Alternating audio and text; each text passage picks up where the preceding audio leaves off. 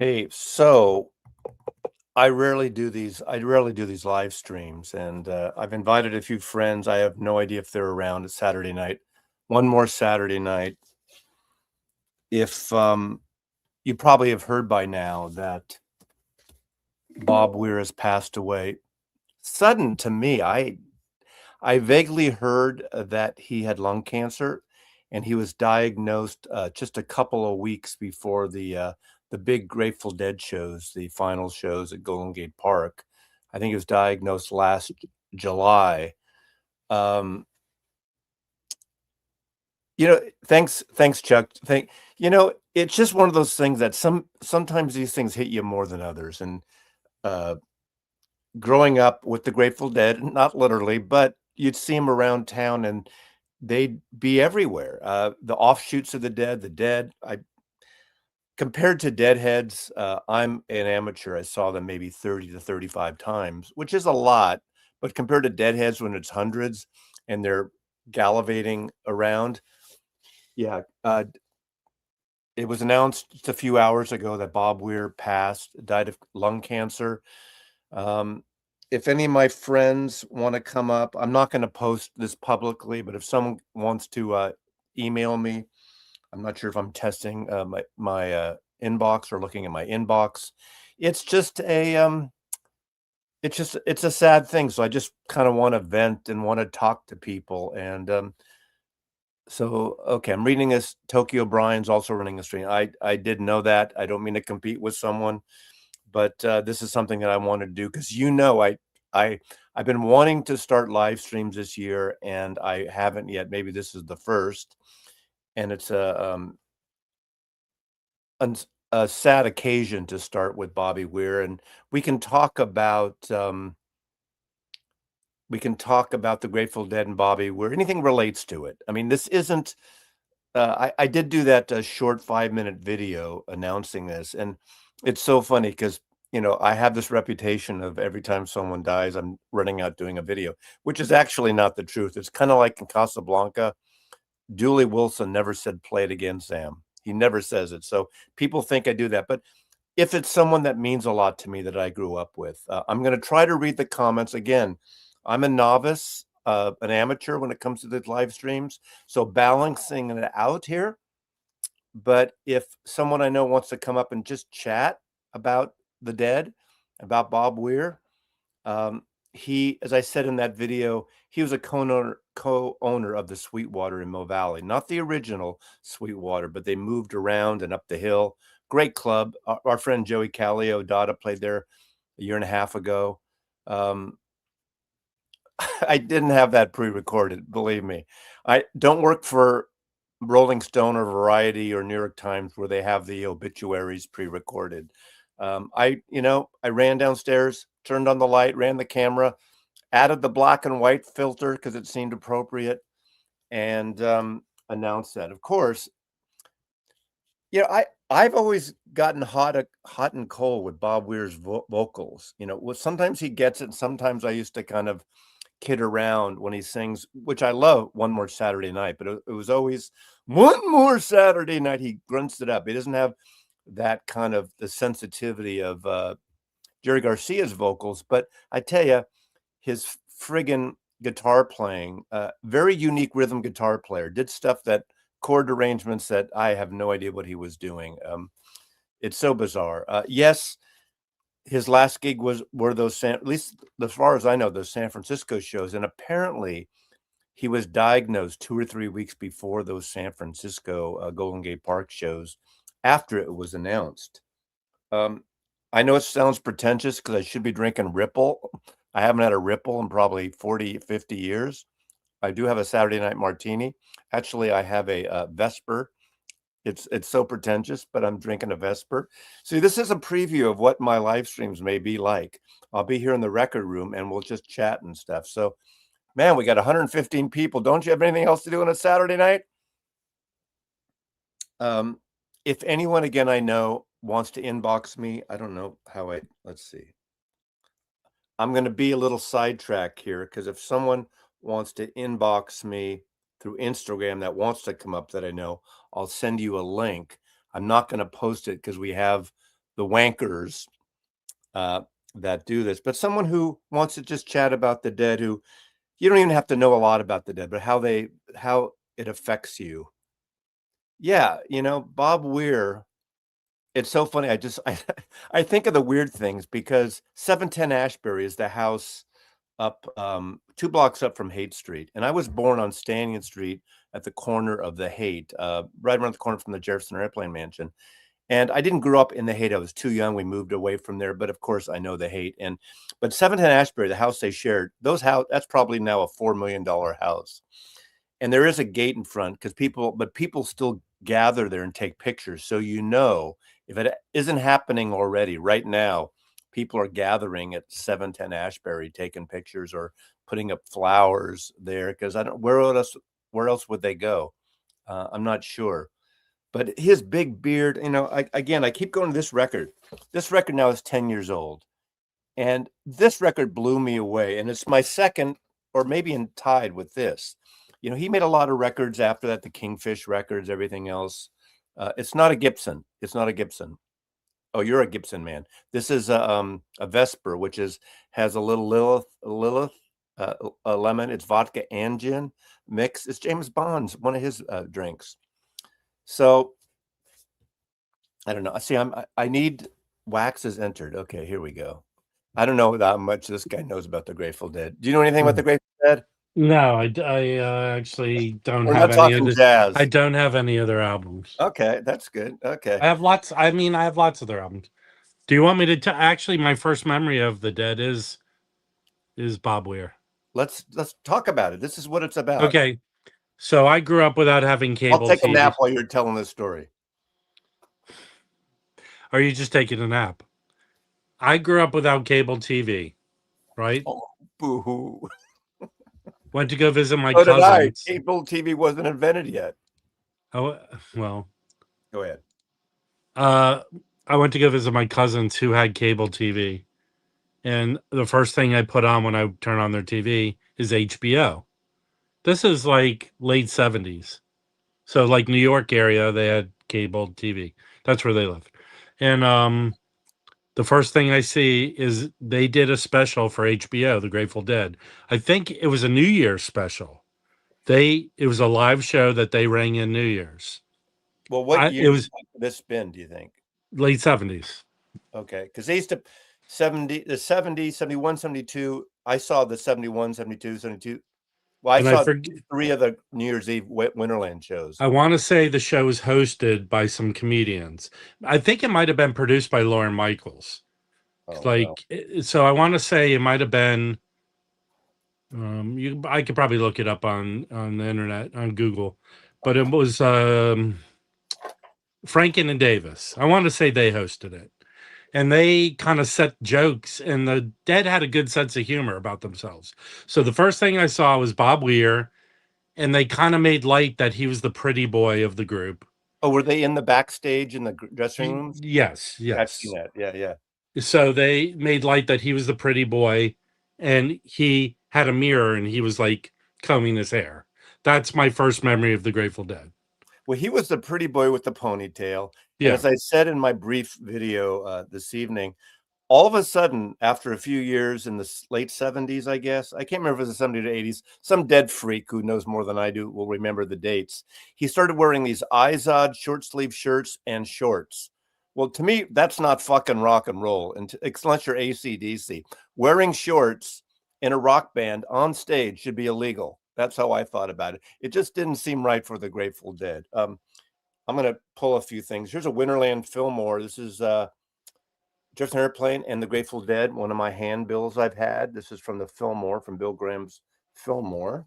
I think they're not in any order, so I have some Dead stuff, but let's see. There's New Year's Eve, but this is the Airplane New Year's Eve. This is back in 67, 68. Boy, I would have liked to go on those shows. I feel fortunate to go all the Winterland shows, but going to those other shows, wearing whatever you want is about as rock as it gets. Thank you, Elliot Cruz. I disagree. I used to have this real prejudice, even though when I was in high school and junior high school, I was into sports and I played baseball, soccer, ran track. I was on the teams in high school.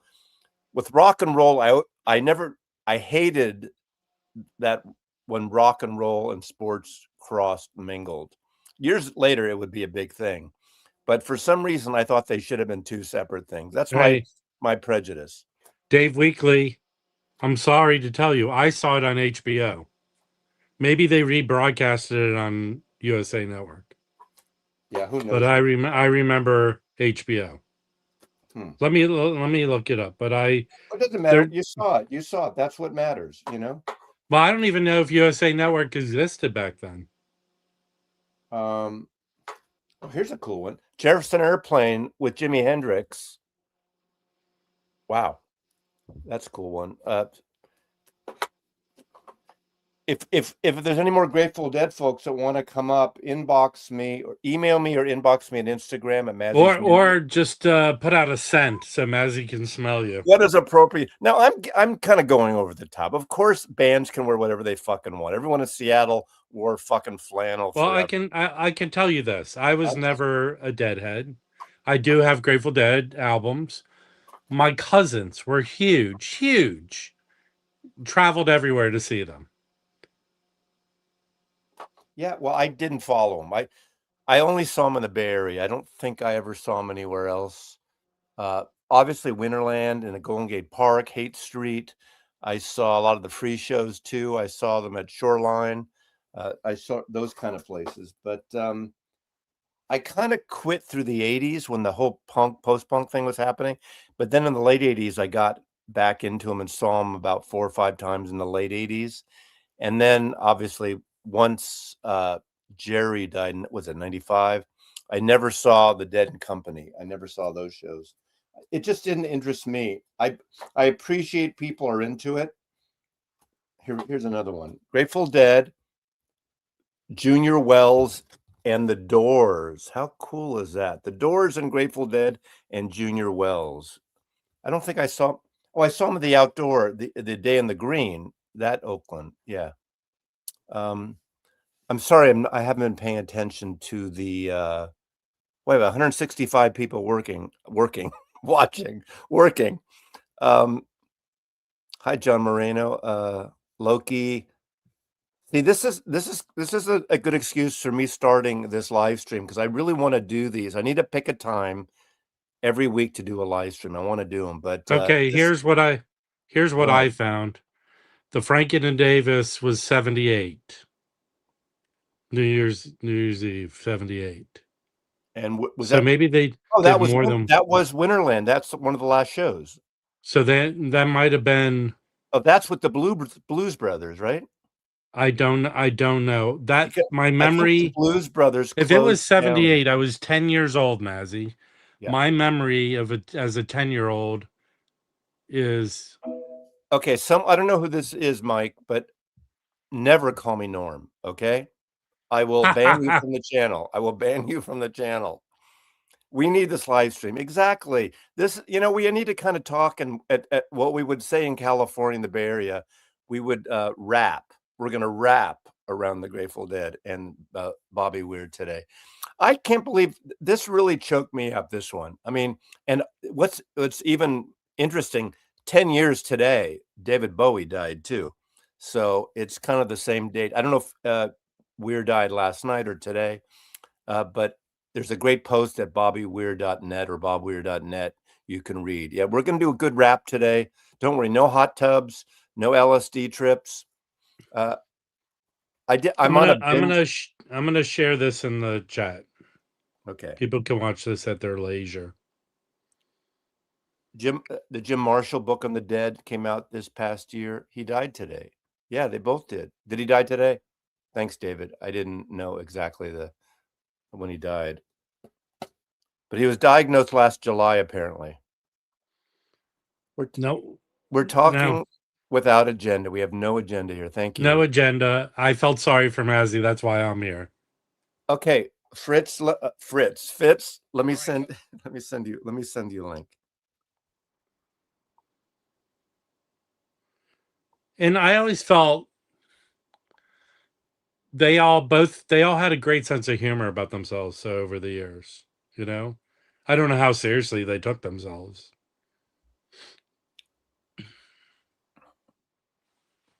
Who, the Dead? Yeah. I don't think Well, I they mean, took themselves that think about seriously.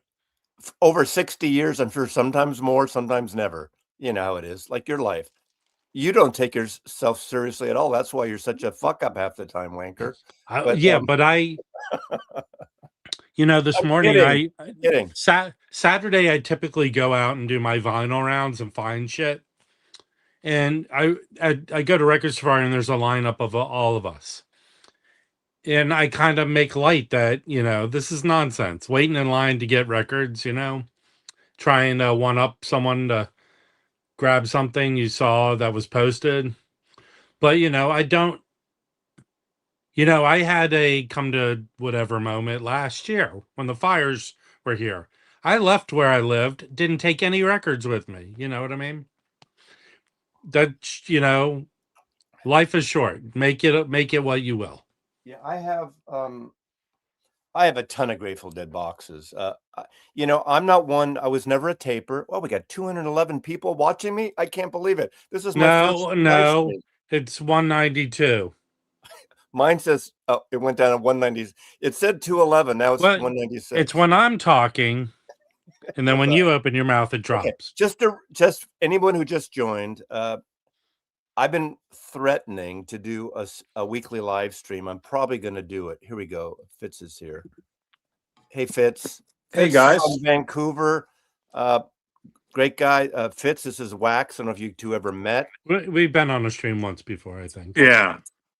Don't pull that portrait style camera action. You need to go landscape there. Wait, there we go. Yeah. There we go. Sorry, I'm a I little. don't allow it because this is a landscape format YouTube. It's not a magazine cover. Sorry, I'm a bit of a neophyte with this, and I'm just not getting you guys you're there. not. You do all those wonderful interviews and things. So Fitz is, for anybody who's watching, who's new to Fitz, he can put a link in his channel later or anytime you want.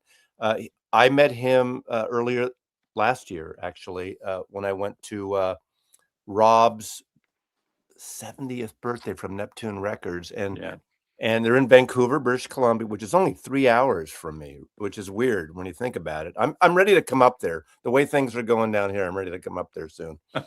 We'll find a bunker for you here. If Vancouver wasn't so expensive now, it's too late. I mean, I got to move somewhere else if I decide. But I like. You still have your U.S. dollars. The exchange is still in your favor. Yeah. Okay. Well, anyway, for anybody who just showed up, Bob Weir passed today, apparently of lung cancer. He was diagnosed last July, literally weeks before the pre-planned final shows of the Grateful Dead in Golden Gate Park, and I was totally surprised. And this one hit me. I mean, they hit us for different reasons, right? And 10 years ago to the day, David Bowie passed. That was a big one too. And obviously other people have passed. In my generation, we're at that age that they're dropping like flies. And I think, God, Weir was only 7 years older than me. And he was probably healthier than you. Well, he was healthy up until, but he was wasn't he a big health nut? Well, in later like years, in California did. Well, he was a vegetarian and he was working out a lot, but you kind of knew towards the end he was very frail and skeleton-y. Yeah. I love this photograph. This is a beautiful. I was playing this. This is the first time I pulled, but first of all, I love the photograph. And this is 10 years old now, this record. It's a folky country record and it's beautifully recorded. The final song, as I mentioned in my video, is One More River to Cross. And for a while, I look at it, sometimes I have this dyslexic thing when I look at something. I thought he was covering, the Jimmy Cliff song, Many Rivers to Cross. It's not that song, but it's kind of like that song in terms of where we are now. And of course, the last song on this album, it just seems appropriate now. I love that record, the whole Shenandoah thing. It's a real piece of Americana. Yeah, Shenandoah, Only a River, the opening track is so beautiful. Yeah. Shenandoah, DC. I just bought a couple of road trips ones that I just got in the last few days. So these are, there was Dick's picks and there's Dave's picks, and this was another whole series. But this got those Austin's. Are those Fritz picks? No, I don't get any royalties for these. There's no Fritz or Fitz. But anyways, I used to go and see, or I went to see Dead and Company many, many times. And I'll tell you, my quick little story was, after not really paying attention post Jerry's passing, somehow coming up with a video on YouTube, and it was 2015, I guess, and it was like Grateful Dead music, and I looked and I saw it was Bob Weir, and it was like he's doing Grateful Dead stuff again. Yeah. And then I was like, who's the guitarist? And I looked closely and I went, oh my fucking God, it's John Mayer, and I almost turned the thing off. And then But he I worked started out pretty well with the Dead, didn't he? oh well, he was when I let my ears. He worked with the Dead. He did, but he did the 2015 farewell shows, or one of them anyways. But when my ears, like when I just let go of all of my preconception of your body as a wonderland or whatever it is, and who John Mayer was, even though I knew he was a very good musician, I loved it. And I got to tell you, like, Dead and Company was, it was basically a cover band, really, other than Bobby and Mickey and Billy for a little bit, but they were a fucking good cover band. And basically Bobby picked up a lot of Jerry's songs and did them well. Some of the late career Standing on the Moon and things like that. He really performed them well. Dark Star, the things that Garcia used to sing, he did a really good job. And I'm really sad about this. I went to the last two runs at the Sphere, and that was very enjoyable, but it was going to the Gorge, the 2 or 3 tours ending their actual touring days, Dead and Company, I mean. He was great. I remember him doing a Stella Blue. He was so thin and so raw, and he was just amazing. I mean, the band was amazing. Here's the Kingfish album on Grateful Dead Records. This is one, what was it, 76, I think. And this is when Dave Torbert from New Riders of Purple Sage played with them. There are so many side projects. I wish I kind of saw, again, as I was not really into seeing the Dead and Company, and I've heard great things. Everyone who saw them had a good time with them, and it's my own bullshit. We're not going, but I would have gone in a way. I would have loved to see the Sphere just because of that kind of thing. Got Joey Callio now here. We got Fritz here. We got Rob the Wax. You could drop the R, Mazzy, but hi, Joey. Fitz. I know it's okay. Fitz, and Fitz. I'm not German, but I'm just teasing. Not Fritz. Not Fritz. Yeah. Yes. Not Fritz Lang. Right. Nice to meet you, Joey. So what's weird about okay, think about this. All the original members are gone now, except the drummers. Usually the drummers are the first to go and explode.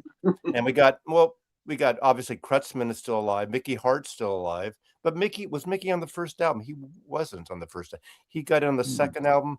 And then he got fired, or he left because his father was ripping the Stones off, was managing them and ripping money off. But think about it. This is the first band I remember. The drummers outlive the guitar players and bass players. No, the Doors. That's true. That's true. God, you have to be so perfect. Man, you're so old, you're wrong. Yeah. This is kind of like a tribute. I mean, it's definitely a tribute because you got to laugh at the you got to have humor in this kind of stuff. And if you think about it, that dude lived a life. No shit. Totally. Even had these beautiful kids. Even at a young age, he lived a life we could only dream of living. And the Dead are one of the many bands that left San Francisco pretty fast and moved to Marin County.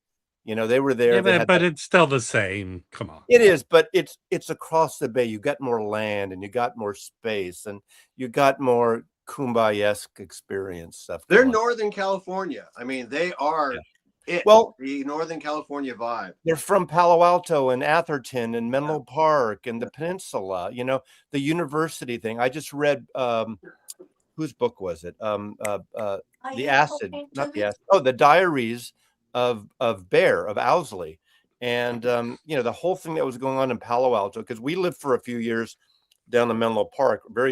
My mother worked at Stanford Shopping Center, right near Stanford University, and there was Kepler's books, and I was too young. I'd go to Kepler's, but there was a lot of the beat poetry, beat stuff happening down the peninsula there, and these kind of folk things. And when you read the stories of the Dead, obviously Jerry Garcia was teaching guitar and banjo, bluegrass stuff in Palo Alto, and then happening in 1965. So last year was 60 years since they changed the name to the Dead. And their first show, I remember the place we used to go to.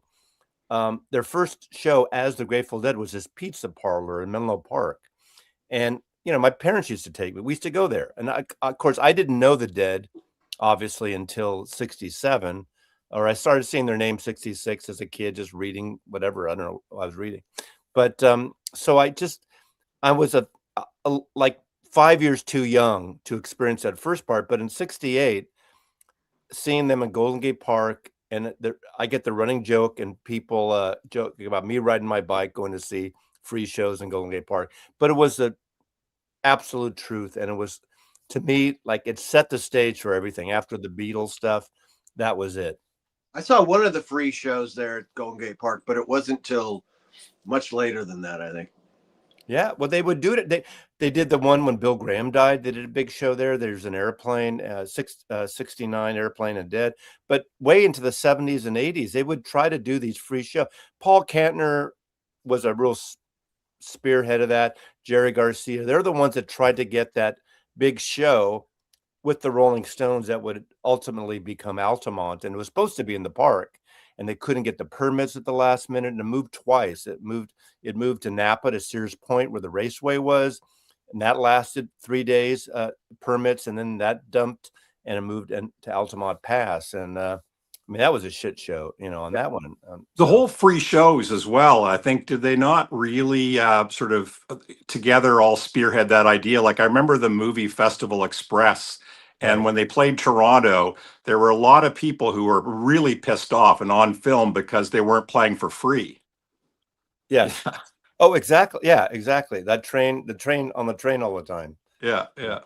Everyone's hitting up on Janis Joplin, I think, right? Yeah, and Rick Danko is just wasted, like he's just hammered. Yeah, exactly. Good exactly. movie. You know what? Quick story for me is I was, really into punk and sort of, post-punk and 80s music. And then I went to see them. They didn't come to Canada very often, but I was living in Toronto when they came to Canada's Wonderland. And I guess this would have been around, I don't know, 84, 85, I think. And I remember going to see the show. Somebody said you should go. And I remember just thinking, they're just dirty, stinking hippies. And why would I want to go see that show? Well, and I remember walking in and seeing like the girls in the sundresses doing the spinning and just like the wild dancing thing. And I thought, like, I have literally walked into a scene that I didn't know existed, and it had a feeling of like the 60s are still alive without it being kind of like a fake abstract kind of concept. It was like happening. And they were great. And ever since then, I've become a huge Dead fan. And I think that the Grateful Dead, kind of laid the groundwork for me to appreciate jazz, because the way that they play, obviously the influence of jazz and their ability to listen and improvise, I started to understand jazz more. And I've gone back and forth between the Dead and jazz, and it's kind of gone together up. It's so cool. There's a couple of jazz albums that just came out that are like, they do tributes to the Dead. There's I forget if she's German or Swiss, Mariel Grossman. She has the sax album. Yeah. And then I think the guy has done a couple of Dead tribute albums. McMichael or something like that, or no, Murray. He has a new album. He's had a couple jazz tributes to the Dead. I'll pull him up. There's Dave McMurray, I think is his one of the later shows that I actually like is, I think it's 89, and I forgot where it is. Someone's going to point it out in the comments, that Branford Marsalis plays with them. The Nassau Coliseum. Yeah. Okay, there you go. See? Yeah. And that's a great show. Oh yeah. Wasn't there another jazz musician who played with them? I'm sure. I mean, they were, the cliche is the cliche byline, like Don Draper would have written is Happy there's birthday. nothing like a Grateful Dead concert, you know, and it's true. Yeah. People who don't like the Dead, and I totally understand people not getting the Dead, but when you're there at a show, immersed in it, you don't have to be drugged out. It can be a unique experience. Although I can't remember if it was Winterland I think it was 73, where they played 5 nights. I had tickets to 4 of the nights. And the first night I made the mistake to take my girlfriend who had never seen the Dead, and after an hour she wasn't having it. So and then she was going to come with me every night. So of course she didn't come any other nights with me, and I went and I enjoyed it more. So sometimes you have to know to separate the relationship with the music. Well, the Dead is Chris. It's Chris. Norman. The Dead's one of the bands or types of music that you need to be introduced correctly by someone who knows it and can, like, you know, give you the starting point. You don't start, you know, with the craziest Coltrane when you get into Coltrane. Right. And the squeaky soprano stuff. Yeah. At the Dead, I mean, a friend of mine, Rob Woodruff, that I've known since 5th grade, he was into the Dead way before and almost all my Dead, I have I don't know, 15, 16 Dead box sets right now, and most of them he gave to me. The Dead was sort of like a dome over the Bay Area. You knew who they were, whether you liked them or not. You liked their logo, you liked the vibe of the band, whether you liked the music or not. You just liked you knew about them just via the Skull and Roses and all that stuff. It was so all encompassing in the Bay Area. But to get into the music, you sort of have to have a starting point. And he got me into, I mean, Europe 72, it's so easy to get into. And then American Beauty and Working Man's Dead. I mean, if you start there, it's easy to kind of go. Yeah, there's so many places. I do want to introduce Chris, because let me go back a little bit, because I was managing. I know I get a lot of grief. People saying like it's a drinking game. I either say Reichsler or San Francisco, and then wait. Let me drink. Drinking game, right? Okay. Oh, white wine. That's so fucking California. Okay. Chris is in Los Angeles.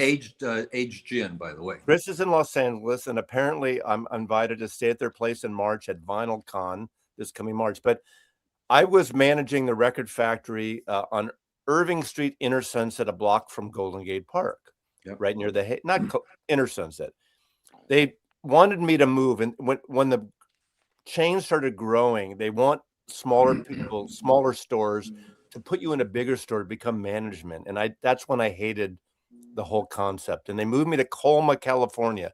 It's basically where all the dead people are. My parents are buried there. My friends are buried there. But it was a physically bigger store. And they moved me in. I was the outsider. I became manager. And Chris was the assistant manager. So he essentially was my assistant manager. He worked for me.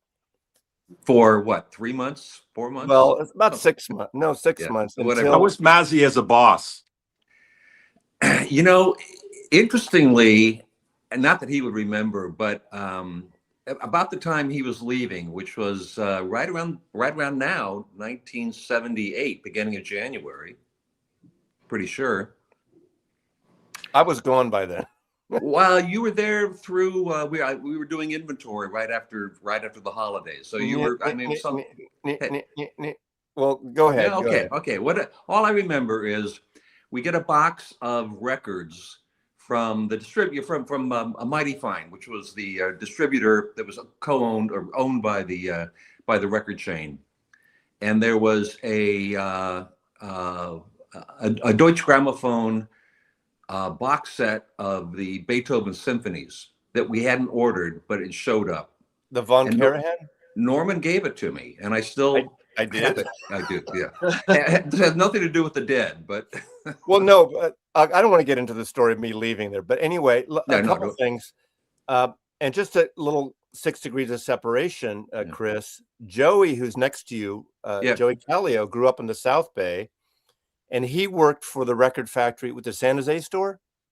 Is it San Jose or Campbell? I can't remember, whichever one or maybe it was on Campbell. A few years after us. Yeah, could have been Campbell. I mean, I was there just real quickly from summer of '77 until actually only a year and a half later, and then I took off and got a And real Chris job. totally embarrassed me because I guess, were you married in 79? Yes. Okay. We got I married was in October invited to their 79. wedding, and there was this. We're getting off of the Bob Weir tangent, but That's all I'm a little buzzed right now, and right. so I said to Chris, "Who's that woman there?" There was this really stunningly beautiful woman. I was single, and he says, "Oh, that's so and so." Blah, blah, blah. Like, of course, he tells his new wife. She tells us, this woman walks over to me and says, "I hear you want to meet me." And that's like when you're, how old was I? I was 23. How embarrassing is that? Although Did it you worked go, out lady? kind of, But it worked out. go to the grand finale. What happened No, after I'll that, cut Norm? to the after Cut that to the quick. weekend, the Monday morning, I remember putting in a cassette of Fleetwood Mac Tusk, or that album. What's the name of it? Tusk, right? Yes, Yeah. yeah. Yes. Tusk. And I love that record. But so basically, I spent the weekend at this woman's house in Sausalito or somewhere over there. Yeah. So, okay. Okay, so Bob listen Weir. real quickly. I joined late, and I just heard about Bob, so I know nothing Well, beyond that. And then you got Bob Weir.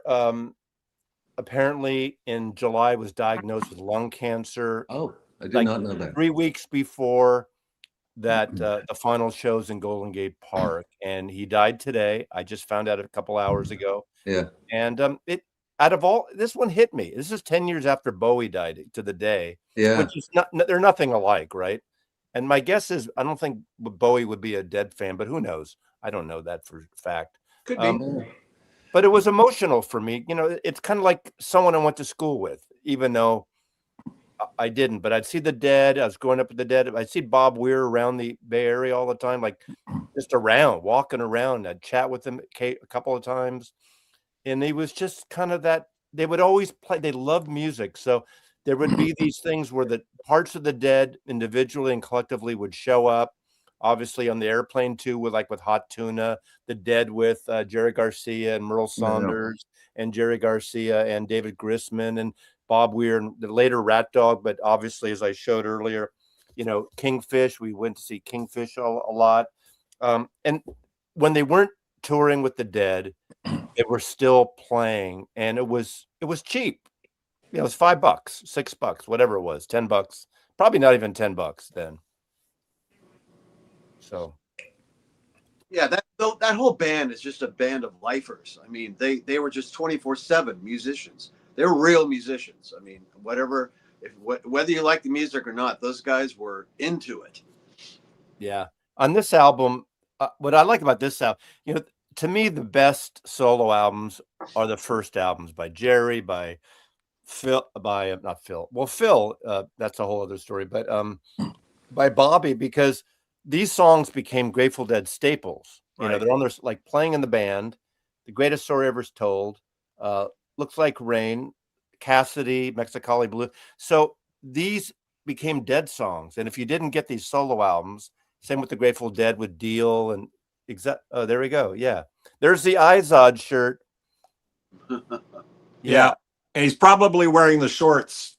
Oh, I'm Nope, sure. these are jeans, but usually the short shorts. I just didn't get that. I know. Yeah. I mean, I agree with you on the shorts thing, but I got to be honest. In the 90s, I was wearing shorts all the time on tour, especially when it was hot as fuck. Okay. But You know, the only band that was a iconic short span was AC/DC, you know. So did you see this? I'll just periodically show some pictures. This is a selection of photos. I think it may be mostly Joel Bernstein stuff, but I'll show some pictures while you guys talk that are quite good. This is a great sort of some pictures of their whole career. Okay, I want to talk about that because I met Joel Bernstein a few times, and Joel Bernstein is a man of many hats, literally. For a while, he lived Upper Haight, and he was a photographer. He took like the cover and insert of the Neil Young, the second Neil Young, or the one before Harvest. Help me After out. the Gold Rush, Which is my favorite. I can't remember it. He was also the guitar tech for CSNY. He was also the archivist for CSNY, compiled those CD box sets and things. an amazing photographer. And this past year, I interviewed Amelia, who was Jim Marshall photographer, archivist, and has a book. That's a Jim Marshall photograph from that book, that Grateful Dead book of the Jim Marshall photographs, which came out this past year on Chronicle. I highly recommend that book.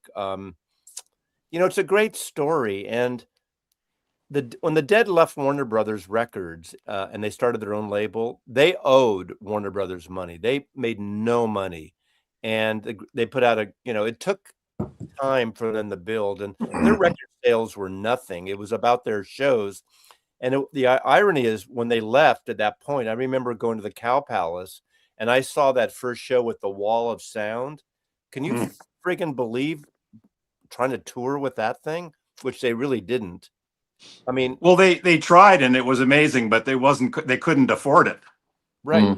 And as I recall, I don't remember it sounding like that much better than any other Grateful Dead show, but it looked friggin' cool. It was like the Wailing, bigger than the Wailing Wall. And I've been to the Wailing Wall. It was like this massive, if you've ever seen, there's a diagram, like an architectural rendering of the wall of sound that you can find online. But Now that goes to their whole, they were into the sound. They That's were really into like hi-fi live. John Mayer Sound, one of the great speaker companies, that was his stuff. Alembic.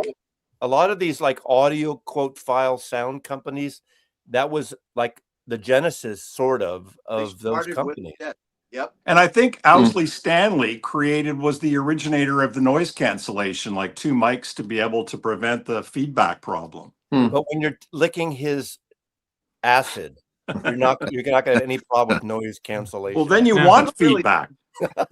Now, can you correct me if I'm wrong? And I think I'll You're defer wrong. to Fitz. Don't even say it. I'll defer to Fitz for this. So when Jerry died, which was what year was this? 95 or 1995. Yeah. So I told you my cousins were big Deadheads, and there was a fraction of fans went. My cousins went with the group 311. Believe it or not, they took up a bunch of dead people, but didn't Bob? Who is Rat Dog? Is that Bob Weir? That's an offshoot thing. Yeah, but you're not talking about that, and that was his band. How quickly after Jerry died, or when was Rat Dog formed? And there's also the Wolf Brothers with Yeah. Don Was. With Don Was, there's your jazz connection. So, okay. Mazzy, did Rat Dog start after Jerry's death, or because he's always had side projects? I don't even remember time-wise. I don't know. But I knew, from my knowledge, Rat Dog went hard and heavy to keep the fans happy. Yes. Yeah. And I think from 95 to whenever. Well, didn't Rat Dog didn't tour that not that long ago? Am I wrong about that? To be honest with you, I don't remember.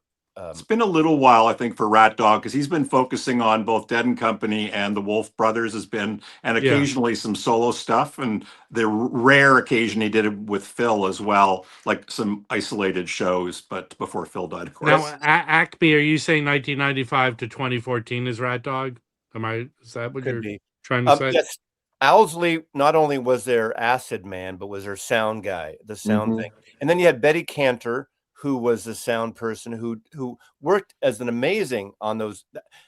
That's why I tell you that. Think about 1970. 1970, those 2 albums, Working Man's Dead, American Beauty, acoustic. They weren't big sellers on the. Yeah, but they played. If you listen to rock radio, exactly, for the next 20 years, absolutely, those albums, for someone like me, who was young, was a kid. Yeah. I remember hearing but Casey if they Jones. sold as much as we know them now, they wouldn't have owed Warner Brothers so much money. And people were still a little leery of that kind of country, rocky, folky thing. It wasn't, until I hate to say, until like the Eagles and those kind of bands. Poco couldn't sell records in the same way. The Grateful Dead did that. I always tell people Europe 72 is a great entry point because the American Beauty and but not everyone likes Dead, not everyone likes but not everyone likes the country if you move towards the audiophileness of things, those are 2 well recorded albums. I own them. Yeah. They sound excellent. Yep. Right. Yeah, but a lot of the live thing, the thing, Europe 72. I don't even know how to hear. I'm really bad about this. How do I do? Here we go. Okay. I'm not good at making people big and doing the whole live thing. I am a live stream virgin. This is the first, and hopefully I'm going to get in a weekly time You're period. not a live stream virgin. You're just. I don't do them regularly. I need to. Is that You the? need, Is you that need the Jim to Marshall book?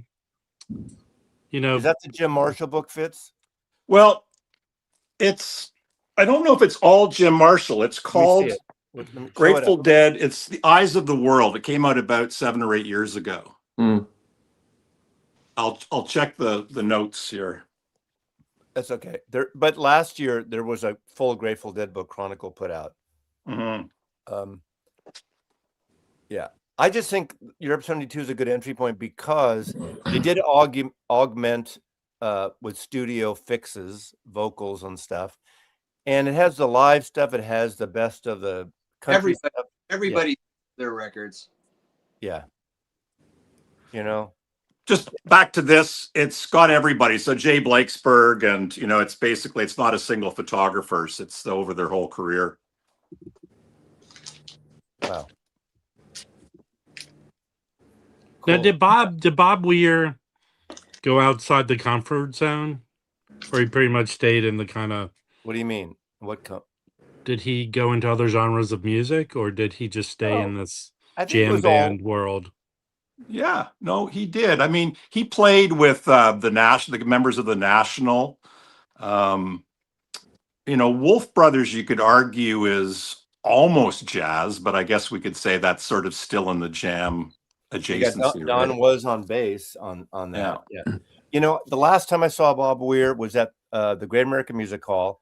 He showed up and played a couple of songs, which seemed like a weird combination, but it was great. It was Sean Lennon and his girlfriend Charlotte with the Ghost in the whatever they were called, the Ghost in the blah, blah, blah, blah. And he showed up and they played a couple songs with Sean Lennon. That's the last time I ever saw him, and that would have been 12, 13 years ago. Yeah. I mean, I always thought Jerry was the more jazz adjacent, Yeah. But Weir, he's like Chuck Berry. I mean, he's kind of coming from that. And Joey, like Weir, I read, described the way he played guitar. He said it was like McCoy Tyner's left hand. I don't quite know what that means, but that's how he referred to it. It doesn't matter. It sounds cool as hell. Yeah. And Bob Weir's the guy that got me into Marty Robbins. He did El Paso and Big Iron. Oh yeah. I didn't know Marty Robbins records until the Dead. Yeah. Really? No, well, in I knew Marty Robbins, and I was in 1969. Did you know Marty Robbins? I was one. Short shorts. Yes. Big fan. I didn't know him then. I mean, if you watched Hee Haw, you saw Marty Robbins. Yeah, but I didn't think I heard El Paso until Bob Weir. Yeah, I lived in Texas for 6 months when I was 10 years old, so I got introduced to Marty back then. So did you see the Dead much, Chris? Were you into the Dead? I didn't. I saw them. When did I first see them? I don't know. Altamont, maybe, kind of.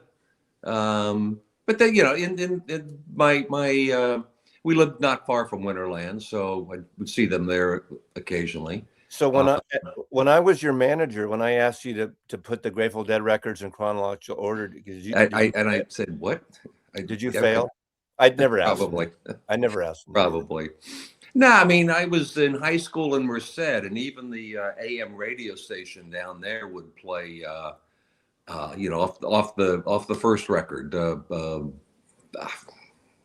The Grateful Dead, that's it. Yeah, well, yeah, but there was kind of the single off the Golden Road Road to Unlimited. Unlimited, right? Yeah. So that got played. That should have been introduced. That should have been at least it was kind of a local hit, but it never kicked in terms of right. I mean, for people who've never been to Winterland, which I'm sure it's probably most people, but one of the things that I remember, and I went there all the time, was when you walk in the dark, it's black. There's always black light, right? And on one side was Skull and Roses, and on the other side was the Rolling Stones' Tongue. And it's just like, it really does affect you when you walk in and see that every time. And it was like, you are home, you're in church, you're in the rock and roll lake, you know.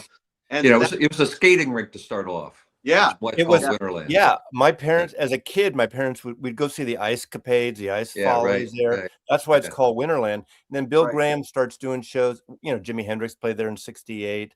I didn't go there until maybe 69, 70, probably 70. Yeah. But then we went there almost every other week, and it was, you know, $5-6 at that. The Rolling Stones 72 Exile, $5.50 a ticket. Stevie Wonder opened up, but we would go there all the time, and it was like it had, you know, upper seats with cement, but we always went the open seating on the floor, no seating, and you'd sit on the floor before the show, and you get there early and sit there, and there was never seats there when I, you know, I saw one show where they put down, you know, fold down seats. It was the first tour for Peter Gabriel. They had full air down there. Well, actually, they put seats for Hall & Oates show later, like in 78 or 9, which is weird. So was it Winterland was technically an arena? It was only 4,000 plus. 5,500 was the capacity, so it's not a big place. No. It was for the Ice Follies, and they would have those kind of shows there, Ice Capades. Well, so what did they have a rink in the center? Well, I no, think that I don't know. How do you that was long gone by the time Bill. I mean, think about like when I was a kid, I'd go to the Cow Palace, and the Cow Palace is where the San Francisco Seals, the ice hockey team, would play. And so, how did they do that? How do they put ice on, and then there's no ice? I don't know how that's done. No, okay. So the way it works, Mazzy, is there's ice on the first level of the floor is ice. They put, if it's a basketball, same kind of arena, they put the floor over top of the ice. That's how it works. Well, I think I want Fitz to tell us because he's Canadian. He knows this. Well, no, I mean, come on, dude. Rob, stop. There's hockey in the U.S. for Fitz. When Bill took over Winterland, Bill took over Winterland, the ice was gone. It was just set up as a big hall. It was a cement floor. Yeah. Fitz, can you tell us more about? No, I don't think. Can you tell us about your knowledge in the operation of an arena? Okay, Mazzy, I grew up right near the DC arena, the Capitol Center, which the Dead played, and I worked for the Bullets, and I was there on the floor. I've seen them. You know, they'll do a hockey game in the morning and a basketball game in the evening. Yeah, they throw down the floor on top of it. Yeah. What is not Humming Guru? What's that thing called that runs? The Zamboni. Zamboni. They should have called. It's scary that I can know the words that he's trying to say. It's a great name. Who named it the Zamboni? Is the guy? I think it's an Italian manufacturer. Is it? Does it? Well, can you clean ultrasonic records with it? Probably good. They got to be big records. I want to run you over with a Zamboni, man. Hey, Chris, do you clean records with an ultrasonic? Yeah, I do. I have a degritter. I think I thought I told you that. So when I saw you, you were not cleaning your records before you get a new record. You were not cleaning it before, and you were complaining about all the dust that was accumulated on your needle. So I just got to tell you, I don't play a record that I don't clean first. Except I did. I played a copy of Revolver today that I pulled out of a box that I got 40 years ago, and I didn't clean that. But I never ever play a record without cleaning it with the degritter first. Anyway, well, we learn something we'll new give you every a time cookie, Chris. He was so proud. He was so proud of the fact he didn't clean his records. We lost Joey. Oh, we lost Joey. Yeah, Joey disappeared. Are you in a boat? Who, me? You look like that. You look like. Oh yeah, I can't. I'm sorry. I've got no. I'm in my living room, and it's just. Oh, I like that. I like that feeling. Okay. Well, I could. Where's the guest room that I'm staying in?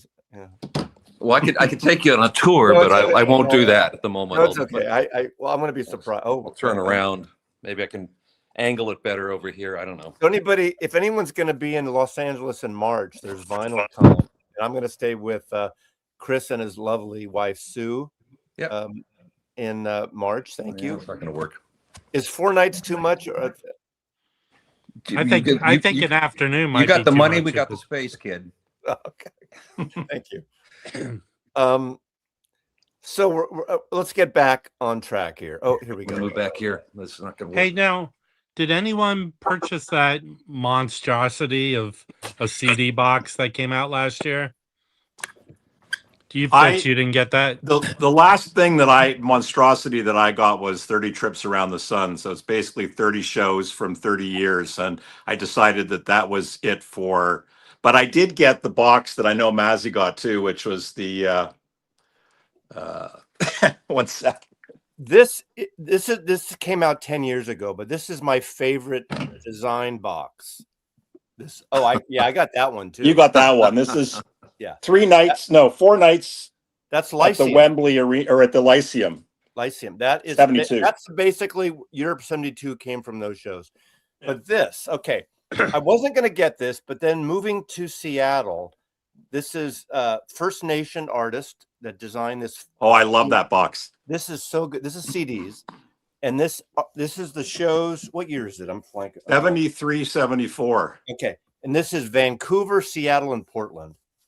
I mean, how beautiful is this? Look It at really is, yeah. You know, that was a revelation to me, Mazzy, because I had been listening to a lot of 78 and up to 90 spring, kind of the big eras of the Grateful Dead. And when I heard that, there's so much space in the music. There's just like, it's beautifully separated. And it's just Billy drumming, which I kind of prefer. He swings like crazy.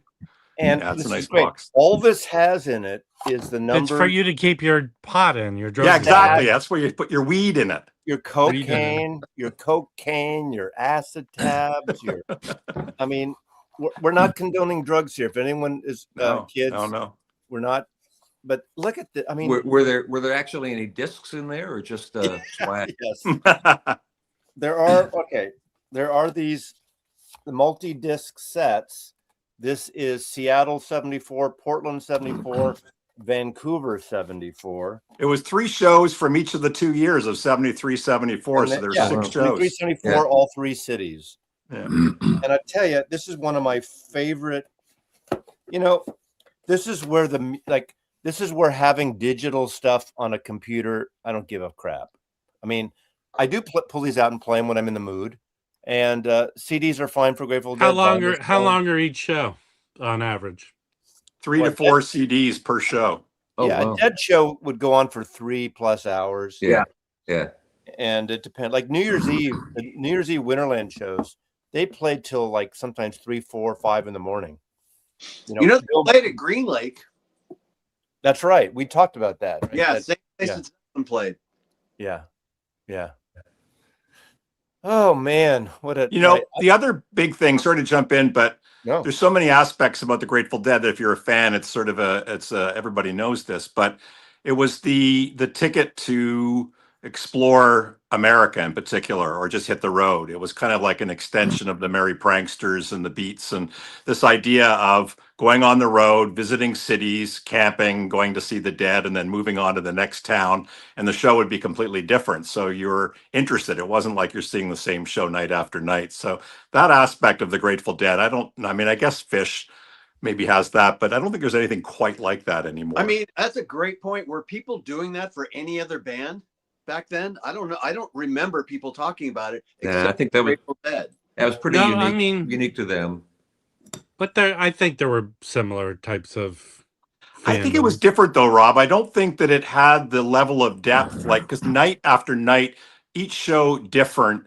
And then they would also tailor the set list for where they were playing. Like even down to the Dead and Company days, they'd play at the Columbia River Gorge, like at the Gorge in South Washington. And they'd be playing like Mississippi Half Step Toodaloo and kind of river songs, right? Because you're just by this great river gorge. This box set that I was saying, this is Austin, Texas in 71. Well, the songs on here, Me and My Uncle, Mexicali Blues, El Paso, they choose the songs for the location. The Bob Weir songs. Those are the Bob Weir songs, exactly. But I mean, the community, there was probably a giant community compared to other bands, other fans of bands. I mean, it was like, they were a family, Yeah. And And you'd they see built people in every state and every city like, hey, it's good to see you again. And they admit, early on the Warner Brothers years and the years of the Great Wall, the Wall of Sound that Owsley designed for them, partially or mostly, and they took on a lot of baggage. Now everyone is on. There are people on the payroll. That's why they lost so much friggin' money then. But what's interesting about them, and this is, I'm going to ask you because Joe, you're I think the only professional musician here, ongoing professional musician. And I see the Dead a lot. And when you listen to all these live shows, what is remarkable to me, and of course they played together all the time, and that's how you get tied as a band. Whatever you think about the looseness of the Dead, and I could joke that the great thing about those reissues on vinyl, the plangent process, the Dead finally sounds on key and in tune, in a way, because it's a kind of a running joke, but they're not always the greatest vocalists at times. But it's amazing how they would go from a song and merge into another song, go into a third song, come back to the first song, seemingly seamlessly, without any doing an abrupt change of tempo, of key things. I can't fucking believe it. Now that is what Rob was talking about, and Fitz about. They're like a jazz band. Yeah. Where I know. Well, okay, you weren't talking. Yeah, you don't know anything about that shit. I forgot. But I don't know music. But when you do a solo and you come back to the melody of the song, and that's what's amazing. How do they fucking do that? The answer was in your statement. They played a lot, and what happens is if you're playing all the time, you get things happen, and when things happen that everyone's excited about, you talk about it, and it's like that Frank Sinatra thing. You say, "Lock it in." Remember that, keep doing that, and then those things just start compounding each other, and then till it's this giant blob of things, you just know what to do. There was some jazz musician, and I'm not a musician, but I love this, and I've always stuck with me. And they said, it doesn't matter if you make a mistake or you go off and something goes wrong. It's not where you go, it's how you come back. Well, exactly. But they seem to come back seamlessly. And, Bob Weir, to me, I always used to be kind of critical. I still am, of his singing. It's like, to me, Jerry Garcia was the best singer in the band, as far as I'm concerned. And I always would say, what the fuck is wrong with the Dead? Every time a keyboard player left and they hired another keyboard player, why couldn't they get one who could fucking sing? I'm sorry. I'm not a fan of Brent's singing. I just don't like his singing. Maybe later with, what's his name? The guy that was there for a while in the 80s. After Vince? Not before Vince. You mean the piano player? You're talking about Bruce Hornsby. Bruce Hornsby? Oh. Thank you. I wish they'd hired a really good singer, keyboard player at one point in their career, and they didn't. And I'll tell you one thing, a lot of people like to joke around the bad sound. Like, it's kind of like when you hear not a good mix of Linda McCartney at Wings Over America. She's off key and stuff. And they hear Donna Godshell. When I saw her in person, I saw Donna a lot. That's the most I've seen the Dead, I think. And she sounded great in the room as a harmony vocalist. But when you hear these isolated things like, where she's yelling and things, it does sound out of whack. But the thing about when people talk about board recordings, and I think a lot of people think, oh, that's the best way to hear something live, is it's directly off the board. But what you have to remember is somebody who's mixing on a board, unless they have separate mics set up because they know they're trying to make a record, you do things a little different. There's a lot of things that you can do to help that. But if you're not doing that, what you're doing is they're listening to the room. Okay. And a note, if you walk around a big room, things change. It's all vibrations. So the note that's happening right on the mic might sound more in tune when it's kind of meshed in with all the other stuff happening 20 feet away. Yeah. So it's not sometimes you're singing, sometimes you're just out of tune. I mean, that's all. I do want to respond, Mr. Yates. A lot of people disagree with me. I understand people like Brent's vocalizing. I don't care for it. So I'm not saying it's a fact. I'm saying, to me, I don't like his singing. What about some people love Pigpen? I mean, I like Pigpen. Just a charming kind of guy. It's easy to not like that guy's vocal, but like I have friends that think that they love Pigpen when he sang. Yeah, it's all subjective, and Exactly. I don't mean to. Well, not dumping on anyone. It's a preference to me. I liked the God shows better than the Brent years, and that's when maybe because I saw him more during that time. It could be just a personal thing about that. Yeah. And you're right. Pig was I got the wrong thing. Pig was a blues man. Yeah, I agree with you. He brought something totally different to the Dead. I remember getting I maybe you don't know this channel, but my first promo when I worked at a record store in '73, my first job, the first promo I ever got. Well, I'm not going to pull it up now. I don't know where. Anyway, was Bear's Choice Volume 1, which was a tribute to Pigpen, and Volume 1. They never made a fucking Volume 2. What the fuck? And half of it, or most of it, it's Pigpen, like a tribute, and that was Owsley, I think, kind of compiled that. Yeah. Hey, he was the OG. Yeah. I'm gonna exit. I have to meet up with someone, but Wow, rest in Saturday peace, night. Bob. Rest in peace. As a Saturday night date. Well, I don't want to tell people I hung out with like 4 other old dudes. That's for okay. Saturday. Okay. All Thanks right. for Have a good evening. Somebody's got dark hair over here. Yes. Now, just to it's not real, by the way. No, See ya. that's just every 3 weeks, N6. That's all you need to know. Thank you. We got 248 people here. Thank you. This is my first live stream I've done in a long time. I am going to do a weekly one. I don't know what time or date yet, but it might not start for a few weeks. So, but because of Bob Weir's passing, I felt, I grew up in San Francisco. I saw the Dead a lot. I wouldn't say I was a Deadhead. I never followed them around camping and making tapes and stuff, but saw them 30 to 35 times.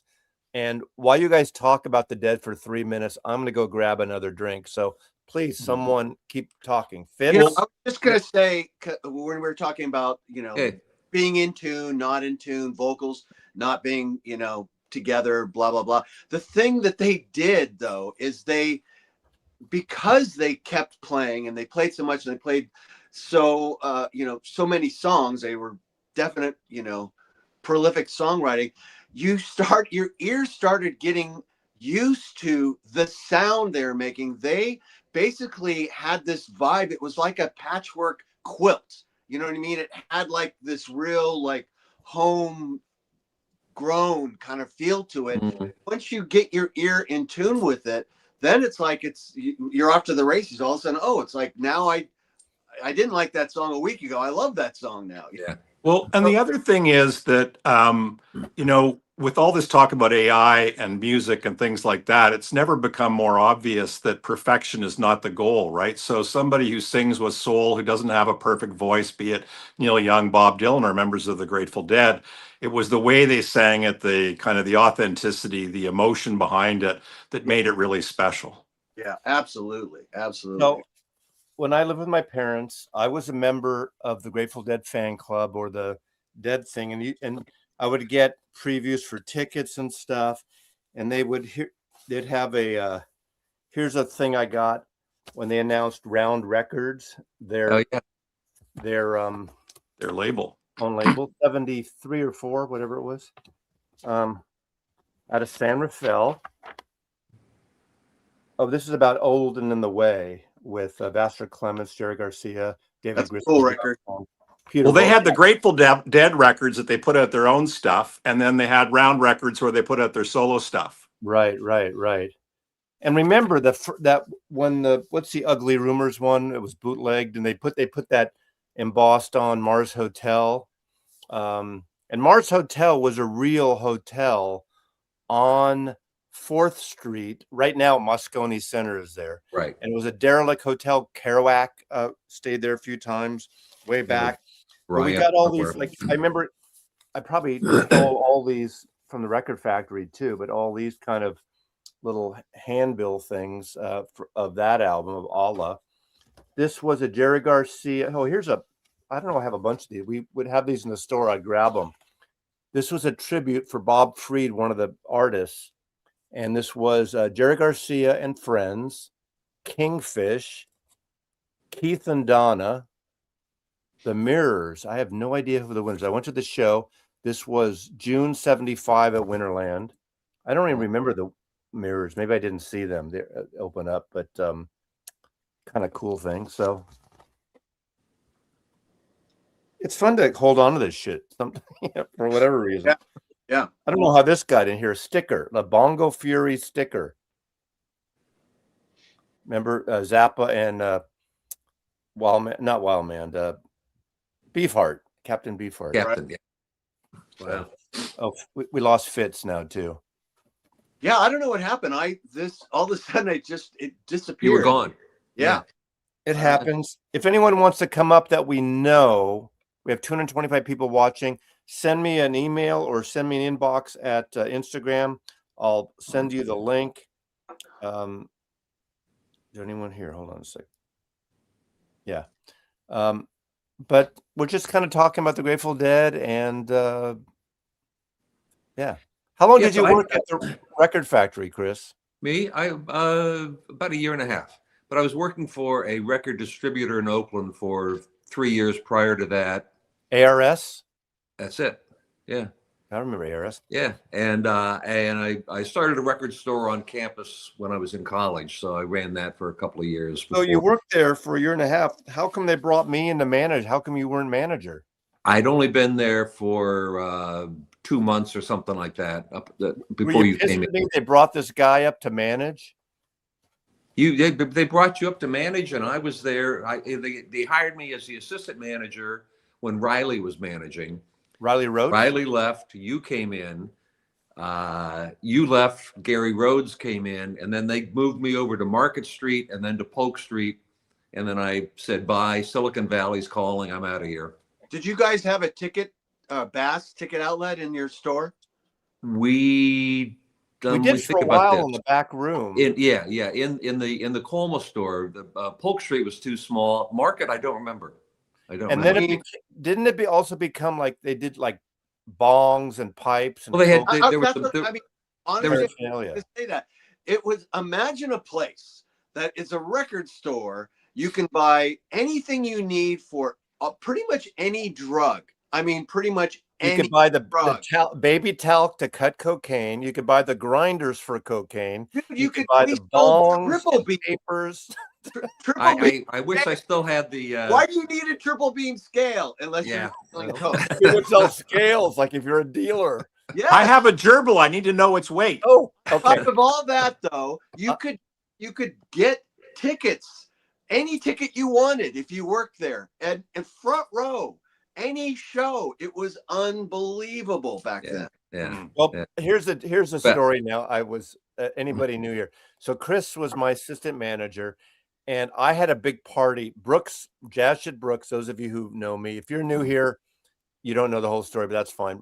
Jashit Brooks and I in San Francisco, was my first roommate, had an apartment in the Inner Sunset, a block from the Record Factory where we worked, and we were going to San Francisco State in the broadcasting department. We had a big party at our apartment. You know, we always had this couple downstairs that would put a broom on the ceiling because our music was too loud. I had JBL L100 speakers on the floor. So I can totally get it now. We had a big party, and my girlfriend Nancy, who was a DJ at KSAN Radio on the weekends, was there. 2 a.m. or 1 a.m. after the party, whenever it was, the phone rings, and it was one of the Record Factory's quote supervisors telling me, call everyone in the store, come in Sunday morning at like 6 a.m. We want to turn the back bass room or whatever, the ticket room into a tape room on Sunday. This is like Christmas holiday time. And I said, I'm not calling everyone. We'll wait till Monday. They said, no, you got to call them up. I need to call them about 1 a.m. to come in. It's like 7 or 8 a.m. And I said, no, fuck off. And I quit. That's how it ended. And that was over the holidays. So I wasn't there in January. Okay, well, you were there right around, I don't know, whatever it was. Whatever I it was was. a Oh, I know, rebel. I still have the friggin' Herbert von Karajan box set in the back. I don't remember giving. Why would I give you that? Well, I'm not. No idea. I have no idea. 'Cause Oh, you, maybe it wasn't. Okay, we would get like an inventory, and it wasn't included, so they didn't count it. Is that what that it was was? exactly it. Yeah, that was Okay. exactly it. It got sent to us instead Here, of Von some other stuff. Karajan. It was a 8 special symphonies. order for somebody. Yeah, whoever. That's a great box set of. It is a great box set. Yeah. Yeah. Anyway. I saw 30 to 35 shows, and they're all from 68 to 79, and then again in late 89. The thing was, by the time 76, 77 happened, I would see him a little bit, but I was so into punk and post-punk and that kind of stuff. The Dead were kind of, I had to put him aside for a while. All that kind of singer-songwriter, the Grateful Dead, that kind of stuff. I was into Patti Smith and the Talking Heads and the Ramones and, See, I went the opposite way, which is I was all into all that music and punk, and then suddenly this was presented to me, and it was like just a revelation, Yeah. So, Fitz, you were not listening to the Dead in the 60s then? I think 83 or 84, because I was into like classic rock, sort of Bad Company, Aerosmith, Foghat, and then when punk came along, I went like headlong into punk, and I just stopped playing all that stuff. And all the way through into Echo and the Bunnymen and, all the kind of the post-punk New Order, Joy Division. And then from around the time that I saw the Grateful Dead, I started to expand beyond just my very limited, musical palette. And that's where I was saying earlier, I started getting into Coltrane and Miles Davis, like just the obvious stuff, my favorite things in Kind of Blue. But it all started to expand, and I really would give the Grateful Dead a large part of the credit for that opportunity. Totally. Gabby, I never owned a tie-dye shirt ever. I just really never. You never did one for I just never. It wasn't. I don't know. I never liked it. Okay. But Harry, if you saw the thread, there's a link in our thread. If you want to come up and talk about the Grateful Dead and tripping, you can talk about tripping. Because I know you're the big drug user. We don't condone drugs. But if you do it, that's your business. It's all for PTSD. Sorry. And yeah, I just never had a tie. It's funny. I never had a tie dye. I never made tie dye shirts. I'm a tie-dye shirts can be cool especially back then. No, I'm not against it. I just never. I don't know. Yeah. Okay, Harry, get your ass up here. I really appreciate this. We're going to come up with a time. I'm going to have ongoing things. It won't always be Dead shows. But I love doing this. If you guys occasionally will come up and help out, and we'll do this, and we'll have a good time. Support the channel. I'm going to say like and subscribe, which I probably shouldn't say when I'm doing a tribute to someone who's just passed. But this is crass commercialism. Exactly. The merch. You go to the shop. There's new merch in the shop. Okay. So to recap, this afternoon or this morning, Bob Weir of the Grateful Dead passed away of lung cancer. He was diagnosed last June, a few weeks before the Grateful Dead played their final shows in Golden Gate Park in San Francisco. Oh, Dead and Company. Yeah, sorry. Thank you. There with John Mayer and company. I'm not a fan of John Mayer, but I think he works in that situation. I do like him. I just think his music alone bores me personally. One guy's great guitar player. Oh yeah. One of the things I loved when I started to accept the idea of John Mayer as the guitarist, which is he's got pretty big boots to fill, right? Was a T-shirt that I saw and it said "Mayer is dead to me," and I thought that's funny. That's pretty cute. That is funny. That is funny. Wow. So Bob was what, late? Was he 80? 78. 78. Wow, that's kind of scary. Born in 47. You're a little older than me, Chris, aren't you? Yeah, a little bit. Did you feel like really like just pissed off that some younger guy was your boss? Well, no, not at all. Not at all. No, you were. I did your wedding. So back then, I had no idea you were younger. You didn't act it. Yes, I did. Maybe. That's Gentlemen, I've got a family dinner. Thank you so much Yep. for including me, and I'll be checking you out later. See you. Thank you. Okay. Thanks, nice seeing Mazzy. you, Fitz. We'll do Nice to more meet of you, these. Joey, Chris. Thank you. Thank you. Great to meet you. Bye-bye. Bye. We'll go on for about 20 more minutes or so, depending. Yeah. But okay, let's see. Man, a 2-dyed t-shirt, some designer. A designer. Donahue. Okay. A designer t-shirt. Come on, Gabby. That's so pretentious, having a designer. It should be the guy in his garage around the corner, made these tie-dyes. who Yeah, but died of a There's, I mean, tie-dyes can be ugly or not ugly. Yeah.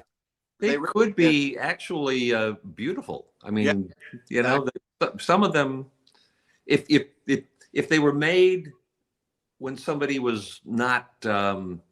altered, yeah, exactly. But if they have tripped, they know what that looks like. They Yeah. might better. Yeah, that could be. Oh, sorry. I don't mean to like diss some guy, but when you say designers like Yves Saint Laurent's tie-dye shirts or Willie Wear or whoever the latest. Okay, now we have a real stoner. Are you wearing a Grateful Dead t-shirt? He is. And a Deadhead sticker on a Cadillac? Yeah. That's a I don't great. have Harry Music. It'd be a Toyota though. You know Joey. This is Chris up. He's in Los Angeles. Chris was my assistant manager at the record factory in San Francisco. Hello, Chris. Reluctantly. Hey, Harry, how are you? Good, good. Nice to meet you. Where are you? Anything to say about the Dead? I'm 40 minutes south of Mazzy. Got it. 60 minutes south of Joey. So how many times did you see the Dead? I never saw the Dead. I only ever saw the others Wow. out at the Gorge. Yeah, I never saw Jerry. But I always loved the music. I mean, Working Man's Dead, American Beauty are just music everybody should know. Yeah. I agree, Harry. I agree. I saw the Dead one in Oakland, and it was probably early 80s. And it was the first time I saw Bob Dylan. I don't even know. I think it was a surprise kind of thing. He walks out, and it was just the room, the oxygen changed. I mean, already a thing happening, and then he walked out. That was one of the greatest nights of a concert I've ever seen. I just couldn't get into the whole drug culture thing. Yeah. The wise man. Oh. Oh man. I quit smoking when I was 22, by the way. I only eat it. I never smoked, so. Well, I was a 24/7 guy for a while. I remember. I have to sleep. Okay, there is one show. See, where's my Grateful Dead records? God damn it. Okay, they're under G, right? Okay.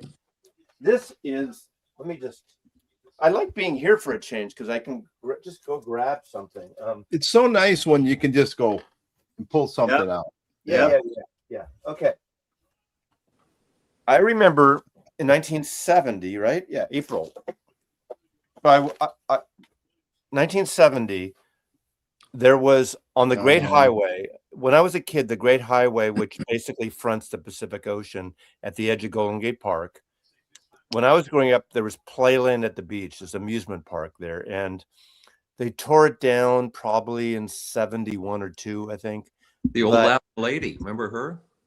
In the Laughing Lady, Laughing Sal, in the not the haunted house. What do they call it? The House of Mirrors, whatever they call it. Funhouse. But on the next block, there was a building that for a while it was a roller skating rink. It was a slot car race place. But in the 70s, around 71, it was called the Family Dog. First, it was Friends and Relations and the Family Dog. Chet Helms, who owned the Avalon Ballroom, took it over. And they only had shows there for maybe 2 years, I'm thinking. But I used to go there a lot because you could park across the street by the Pacific Ocean there. and I saw the Youngbloods there. I saw this show. Oh yeah. And this wasn't billed as a Grateful Dead show. This is billed as Mickey Hart and his Heartbeats, Bobby Ace and his Cards from the bottom of the deck.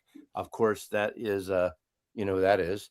And Family Dog, The Great Highway, April 1970. I went to the show. This was a Rhino release from 2013. This is a wonderful record, but it was basically all the Grateful Dead. And I believe, I can't remember if this is the one that KQED, the public station, actually videotaped and eventually broadcast. But I went to this and it was great. You know, a lot of times when it was an off kilter venue, because this wasn't a big space. This was like a quarter the size of Winterland, maybe, if that. And so it wasn't billed as the Grateful Dead, but it became Grateful Dead jamming, a lot of acoustic stuff, but a friggin' great record. I just love this. So these shows, most of the early shows you went to had all the light shows. A lot of them did. Yeah. You know, by the time Winterland later, they changed a little bit. You know, that was like the 60s, you know, into the 70s, it started changing, really. So I was probably a few of them, but then it kind of ended and it went to different things. It didn't have a lot of the oil light things. Early on it did, yeah. But I just love this cover and this artwork. And this is great record. Yeah. Never seen that. Hey, Brian. Yeah. 2013. So, no. Yeah. But look at all the bands that the Grateful Dead spawned, you know, all the bands they influenced, like Fish, you know, like there was Brian. Yeah. Brian, I'll text you a link if you want to. Do you want to come up? I'll inbox you through what do you call it? Instagram. See, I love jam bands. I mean, I even like most people don't ever talk about Rare Earth, but they had nice jams on their albums. You know, Rare 23, yeah, 23-minute version of Get Ready. I mean, that was just called jamming back then. There were no. I don't even remember people calling Grateful Dead a jam band. No. That was just what you did back then. What they did, yeah. Right. I think until another band showed up, like Fish or the String, whatever it's called. String Cheese. Yeah. I don't remember calling jam bands when I was seeing them. Wasn't jam bands. Yeah, that's more of a modern. That's like something that came out of the 80s and 90s. Yeah. Yeah. Well, he was a great bluegrass player. Well, see, he taught banjo and guitar in Palo Alto, and yeah, he got me more into bluegrass. And because of him, I went to see Doc Watson and Doc and Merle Watson at the boarding house. I saw those the shows he did with David Grisman a lot, and that was a great thing about the Dead. They went into these different areas, you know. I mean, Jerry was a very serious musician. That guy. Yeah, we got the Tokyo Fisherman. Is there truth to the rumor that the pizza tapes came out because the pizza delivery guy stole the tapes? There's some connection that I don't remember the story, but there is somebody in the peanut gallery. Yeah, we hear you, Brian. Check 1 2. Yeah, we hear you, Brian. If I can only remember my name. We have the Tokyo Fisherman, who usually fishes for the band Fish, but we're going to have him talk about his connection with Bob Weir and the Grateful Dead. Live from Tokyo. Konnichiwa. Your sound just went off. It takes a while to get here from Tokyo. It's quite a ways away, yeah. Your sound's gone now, Brian. That usually happens to me. This is like a Brent Midland show. Okay, there we go. There we go. All right, I'm feeding back somewhere in my own ears. Let me try to. No. Okay, there we go. Am I back? Yes, there you go. Check 1 2. Okay, I'm good. No, thank you, Mazzy. I was just. It's nice to be here. Thank you for the invite. I'm coming through. Okay, yeah, right. Yeah, yeah. fishing here out in Fishland. I didn't but know yes, you were I'm- doing I apologize. I didn't know you were doing a stream. No, I didn't know you were either, and it didn't even matter. And I'm really glad that I just got to have my moment. And I thought the same thing. I just thought I wanted to grieve, really, and if anybody else wanted to, and I'm glad that you had a thing. And thanks for inviting me up. And I did just go off, and I got to reminisce about all my stuff. I'm not going to go through it all again, but yeah, we all love Bob and we all miss Bob. And yes, I'm a Deadhead, and I've been a Deadhead since I was a kid. I'm from the generation that was like, maybe after, the second, third wave of Deadheads, but I did go see Jerry back in the days, and we ran away from home in a Volkswagen bus, and we had a sticker that said, who are the dead and why are they following me? And and we went around, and we went we didn't know how lucky we were that we got to see what we got to see. And there was just I was just saying that Bob, to me, I don't know, but for whatever, when they were all adults, they were all older, and like somehow Bob was like he was the misfit of the lot. He didn't quite, a little bit of, couldn't make sense of what Bob was contributing to the thing, because they had a guitar player, and it was almost like he was the fifth wheel or something, because of the Izod shirt and the shorts. Yeah, and the pink guitar and the mullet ponytail, and and the pretty boy look, and like, but he was getting action more than anyone else. Yeah, but of course I grew to understand and love Bob with my whole heart, and I just think of how lucky we were to have, like, for him to have the restraint and the humility and the self-awareness to be able to play with a Jerry, and for him to be a passenger on that, to be such a great co-pilot on that project. And how lucky were we to have a Bob Weir? And I thought, he brought so much levity to the band. He brought so much fun and mischief to the band. And I know that, like, we're talking about, I heard Harry say that, not Fade Away, for example. I heard Harry say that, like, they introduced us to other bands. And you mentioned, Harry, like some of the bands that followed the Dead, but some of the bands that preceded the Dead, like Buddy Holly. Is it Buddy Holly? Is that not Fade Away? I mentioned Marty Robbins with El Paso and Big Iron. Right, El Paso. What I a didn't great know that until the Dead. Right. And then Bobby always says that, like, he got hit because he's one of the most underrated guitar players, and he plays in this very unconventional way that they say that nobody, kind of like as Ringo has Ringo's thing, and it's his shortcomings that actually make him the player that he is. Like, nobody. That's a good analogy, because he's not this perfect player, but he does shit that I don't even know what the fuck he's doing. Yeah, he plays in this. If you had heard an isolated track of Bob Weir's guitar playing, you would be like, "What the fuck am I listening to? This is almost insane." like he's playing a different song that they're playing, right? Exactly. And it's filled with. It's not just strumming. He's got little licks in there. He's trained by Jerry Garcia. He's like, he's got licks, and he's a really interesting guitar player. And Fish, I'm a giant I came to Fish and the Dead at, like, might as well have been the same day, essentially. And I noticed that Fish was my generation and the Dead weren't, but I essentially found them the same day when I was about 16 years old. And which is a weird time to come to both. I want to know what, Mazzy, tell me about what I don't know this album. Somebody just asked me about it, but I don't really know this project. Kingfish is, I hope I'm getting this right, and I misremember shit. Kingfish was the first offshoot for Weir, his band, with David Torbert from New Riders of the Purple Sage, and Matthew Kelly, and this was a band that would play around when they were doing all that. When Jerry Garcia was doing stuff with Merle Sanders, with obviously later the bluegrass stuff, the root stuff, with Olden in the Way. Kingfish was a band. They had several albums. This is the first album on their label on Round Records. So it was like the first of the Weir-led bands. Yeah. Right. 74 or 5 or 6. Yeah, there was Rat Dog. There was Bobby and the Midnights. Rat Dog was way later. Rat Dog was way later. Right. Yeah, but they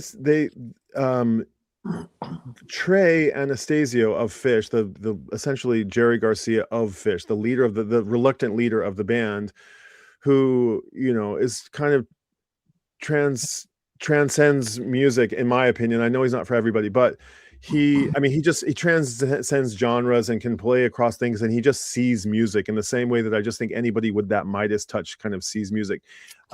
He gets asked in this great documentary I recommend everybody watch called Bittersweet Motel from like 2000. It's a behind the scenes look at the band Fish, and that's got that has a Looks Like Rain on it. That album is so good. A lot of the Grateful Dead songs they played. I love that album. That version of Looks Like Rain is so touching.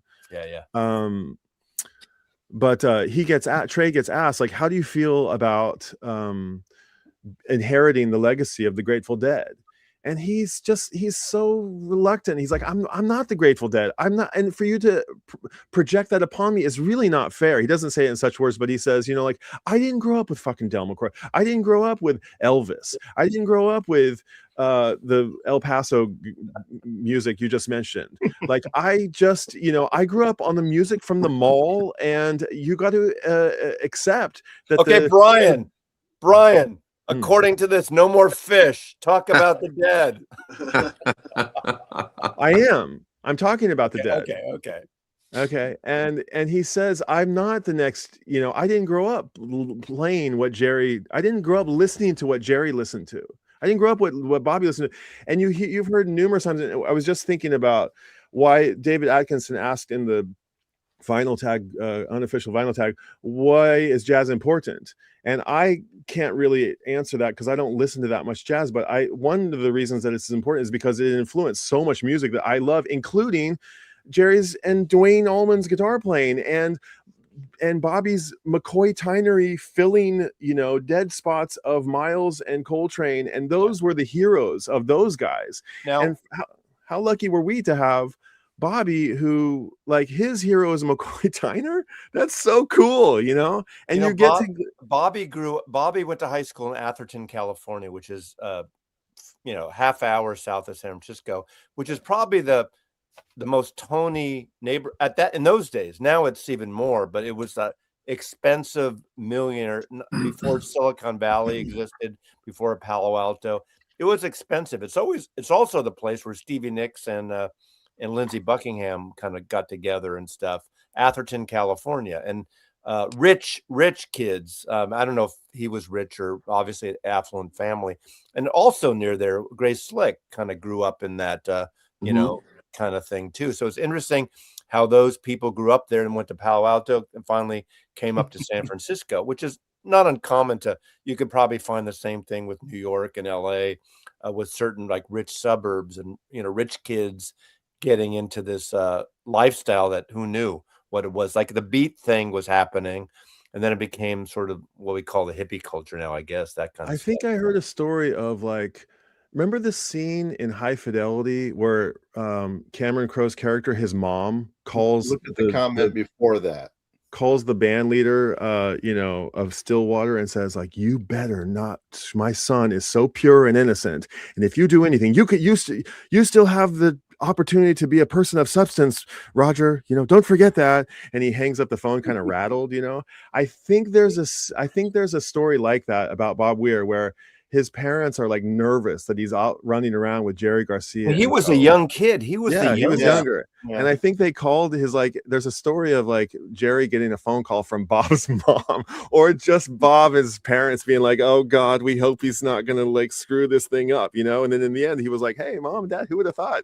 Man would have paid off. Someone asked me if I ever saw the Youngbloods. And as I said earlier, I was at this show where the Grateful Dead played at the Family Dog out in the Great Highway by the Pacific Ocean. I saw the Youngbloods there. This was the tail end. This was 1970. This is when I think they were a trio by that point, when they were they were living in Point Reyes, Jesse Colin Young and stuff. To me, they're one of those bands that were great, and they were doing some jazzy shit going on. Those last Warner Brothers Raccoon records that don't get any love at all. That they're not necessarily the greatest records, but there's something about them with that golden voice. Of course, Jesse goes solo and does very kind of Kumbaya, Marin County like stuff. But that show and this period and that venue was it didn't last long, but I was finally coming at age where I got my driver's license where I could go to shows. And what the great thing about the Family Dog, you could park there. It wasn't going downtown to Winterland or Geary Street, Winterland by Japantown, where it was a little sketchy. It was out. It was great. So, What was the song Jesse Youngblood did about treetop or hilltop or High on a Ridgetop? High on a Ridge? God, I love that song. Yeah, and basically that house actually did burn down. Yeah, it burned down, and then he sold that property, moved to Hawaii. But the lyric on that song, which always I kind of joked about, he goes, "Old funky dirt." In that lyric in that song. Those are good. That's 73, 74, 72. Those Jesse Colin Young records. But the Youngbloods, the Dead, they're all those bands like moved to Marin County, part of the Airplane. Cantner and Slick were like in Seacliff in San Francisco. But did the Youngbloods get together? No, that was Chet Powers, which is Court Order. Dino Valenti, who became Dino Valenti from the Quicksilver, wrote "Get Together." Is it court ordered? Court ordered? No, no, seriously. The story I heard was the judge said you can either get fined and do this, or you can write a song that is positive for your generation. No, because I think. Well, the Youngbloods, the Get Together was like 68, 69, and he was in Quicksilver, and then he went pot charges, but that was later. Well, wait, the first maybe I don't know. Quicksilver's first album came out 68, because Capitol Records was late to the psychedelic party. They signed Steve Miller Band and Quicksilver, and within a few months, the first Quicksilver, the first Children of the Future, Steve Miller came out at the same time. But Get Together, that's when the Youngbloods were in New York. So I don't know when Chet Powers wrote that. It's a good question. But Dino Valenti wrote that song, and it's like an anthem for a generation, man. It's a good song. It's a great song. Yeah, great song. And that version is the version. I mean, a lot of people did it. Yeah, that's the one. That was on the radio like constantly for a while. I do that at open mic every now and then. Everybody always like, I remember that song. It's become a cliche, but it's such a great song, great record. Well, Nirvana kind of thumbed their nose at it, but whatever. Yeah. Fuck that grunge shit. Come on now, careful with those words. Hey, Mazzy, thanks for having me up. I still want to hang out, but Harry, I know you're a head, and we've talked a bit about it. Joey, always a pleasure to see you. Joey, hold on, let me circle back to this. Chris, forgive me, but I don't think the algorithm is sharing me. No, nice to meet you. I'm Brian. I'm a friend of Norman's from 50 years ago. Wow. He was my assistant manager in record stores way back. This is the young and he's including me because he's going to stay. He's planning to stay with me in March when he comes. I'm in LA. He's going to hour as well. We all know Mazzy's back in business. He's 3 days is his limit. Yeah. It's pushing maybe 4 days if you'll have him. I'm trying to stay there for 4 days, and I usually have. I can speak for him. I can endorse him if you need an endorsement. I'm happy to speak on his behalf. We stayed with him for a couple of nights a few months ago when we were up in Seattle. So you'll get credit for more nights when you come up. Yeah, there you go. Hey, can I say one more thing, Joey? I have something for you. Really? Yeah. I don't know. I hesitate to give away my little prized possession, but I think you need to have this more than I do. Do you know him? He's a Japanese sofubi character. He's a villain, I think, of one of the superhero worlds, and his name is Dada. So let's get hooked up afterwards. But this has been sitting next to my Nipper here, and Nipper won't have a buddy anymore, but I think I can get another one rather easily. So have you seen Left-Handed Girl? I haven't. What's that? It's a movie that people are talking about. It's going to be up for awards. I told Mazzy about last night. My friend. Wait, is it with? Sorry, what is it? It's a it's like an Asian movie about a 5-year-old girl who's left-handed. But it's the filming and the story and how it all resolves is incredible. I think I'll look out for it. Did you see Rent a Family or something like this? The Rental Family one? That's the one I want to see. This one, my friend is in it. My friend plays the leading role, Marty Yamamoto. She's like Really? playing right that's against cool. what's his name? The big actor dude. Yeah, I can't remember. It's the main The lead. whale dude. Brendan Fisher. Yeah, Brendan. Whatever his name is. Yeah. Hey, Chris, was I a commie back then? You know, that's a good question. I don't think politics, you know, when you're in your 20s back then, politics really didn't come into play that much. But True. probably. Yeah, probably. Mazzy likes to talk about his romantic escapades a lot here in the vinyl community. He talks. Well, Brian, most you missed recently, I heard him earlier talking about because, reach arounds. He likes. You Was missed he earlier, really? but at my wedding, which occurred in October of '79, let me just say, Mazzy got lucky. Oh, okay. Was it the night that he played Echoes, the entire second side No. of This Metal? was years Yeah, later. he years later. played Tusk apparently over I and over. And over. I knew where to find things by that point, I think. Oh, all right. What's that supposed Now, to mean? let me ask you this, Joey. When you get that Dada figurine, you bring it over to introduce to my Nipper.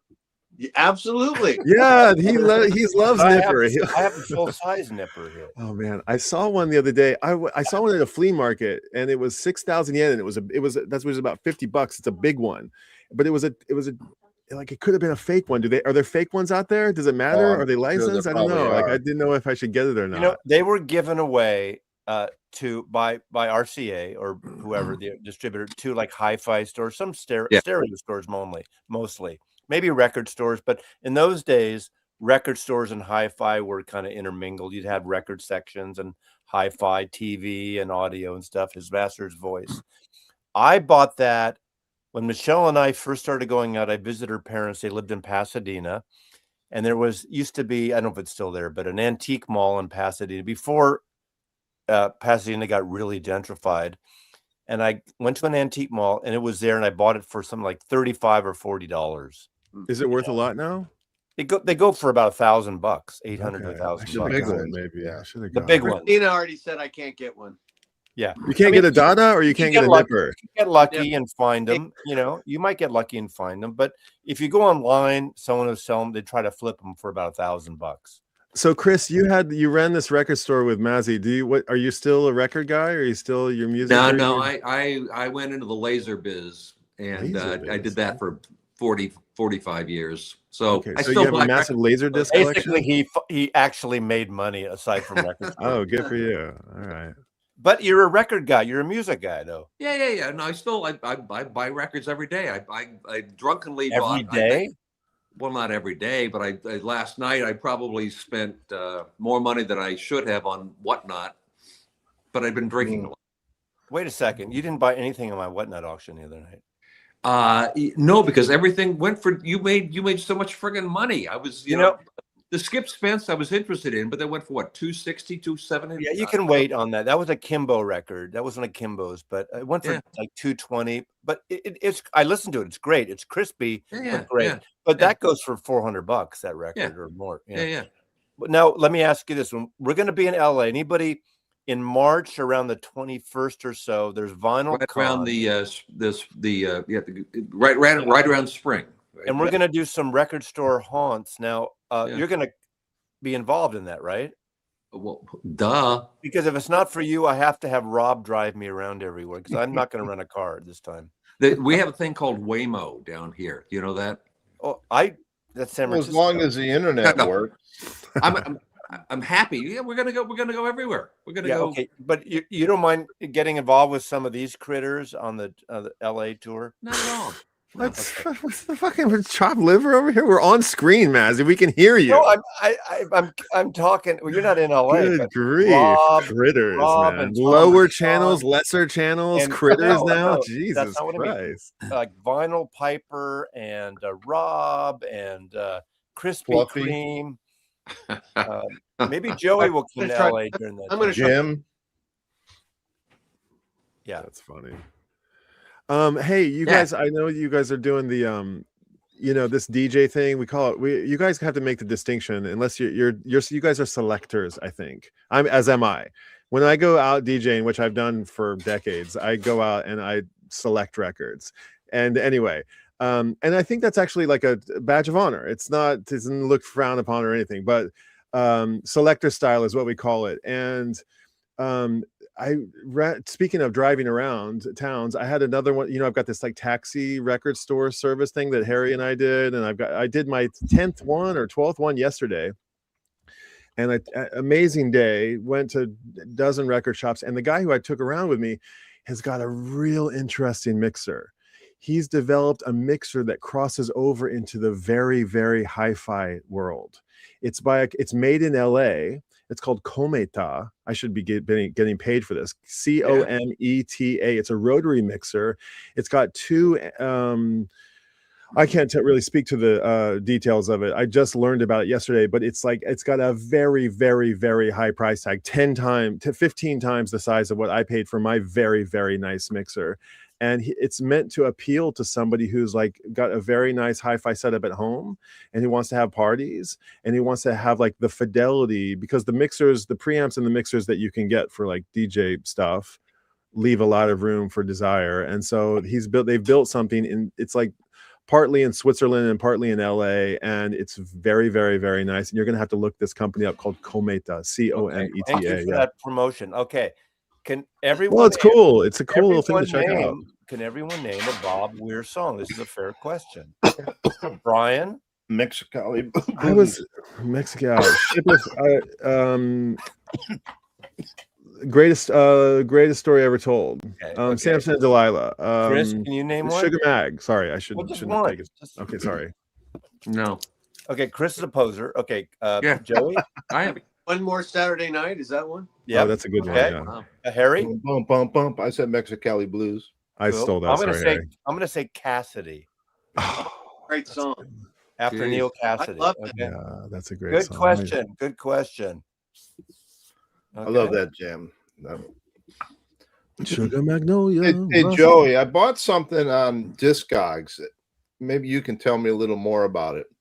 It's called the Official Live Bootleg Volume 1. Yep. Dada. That's a release.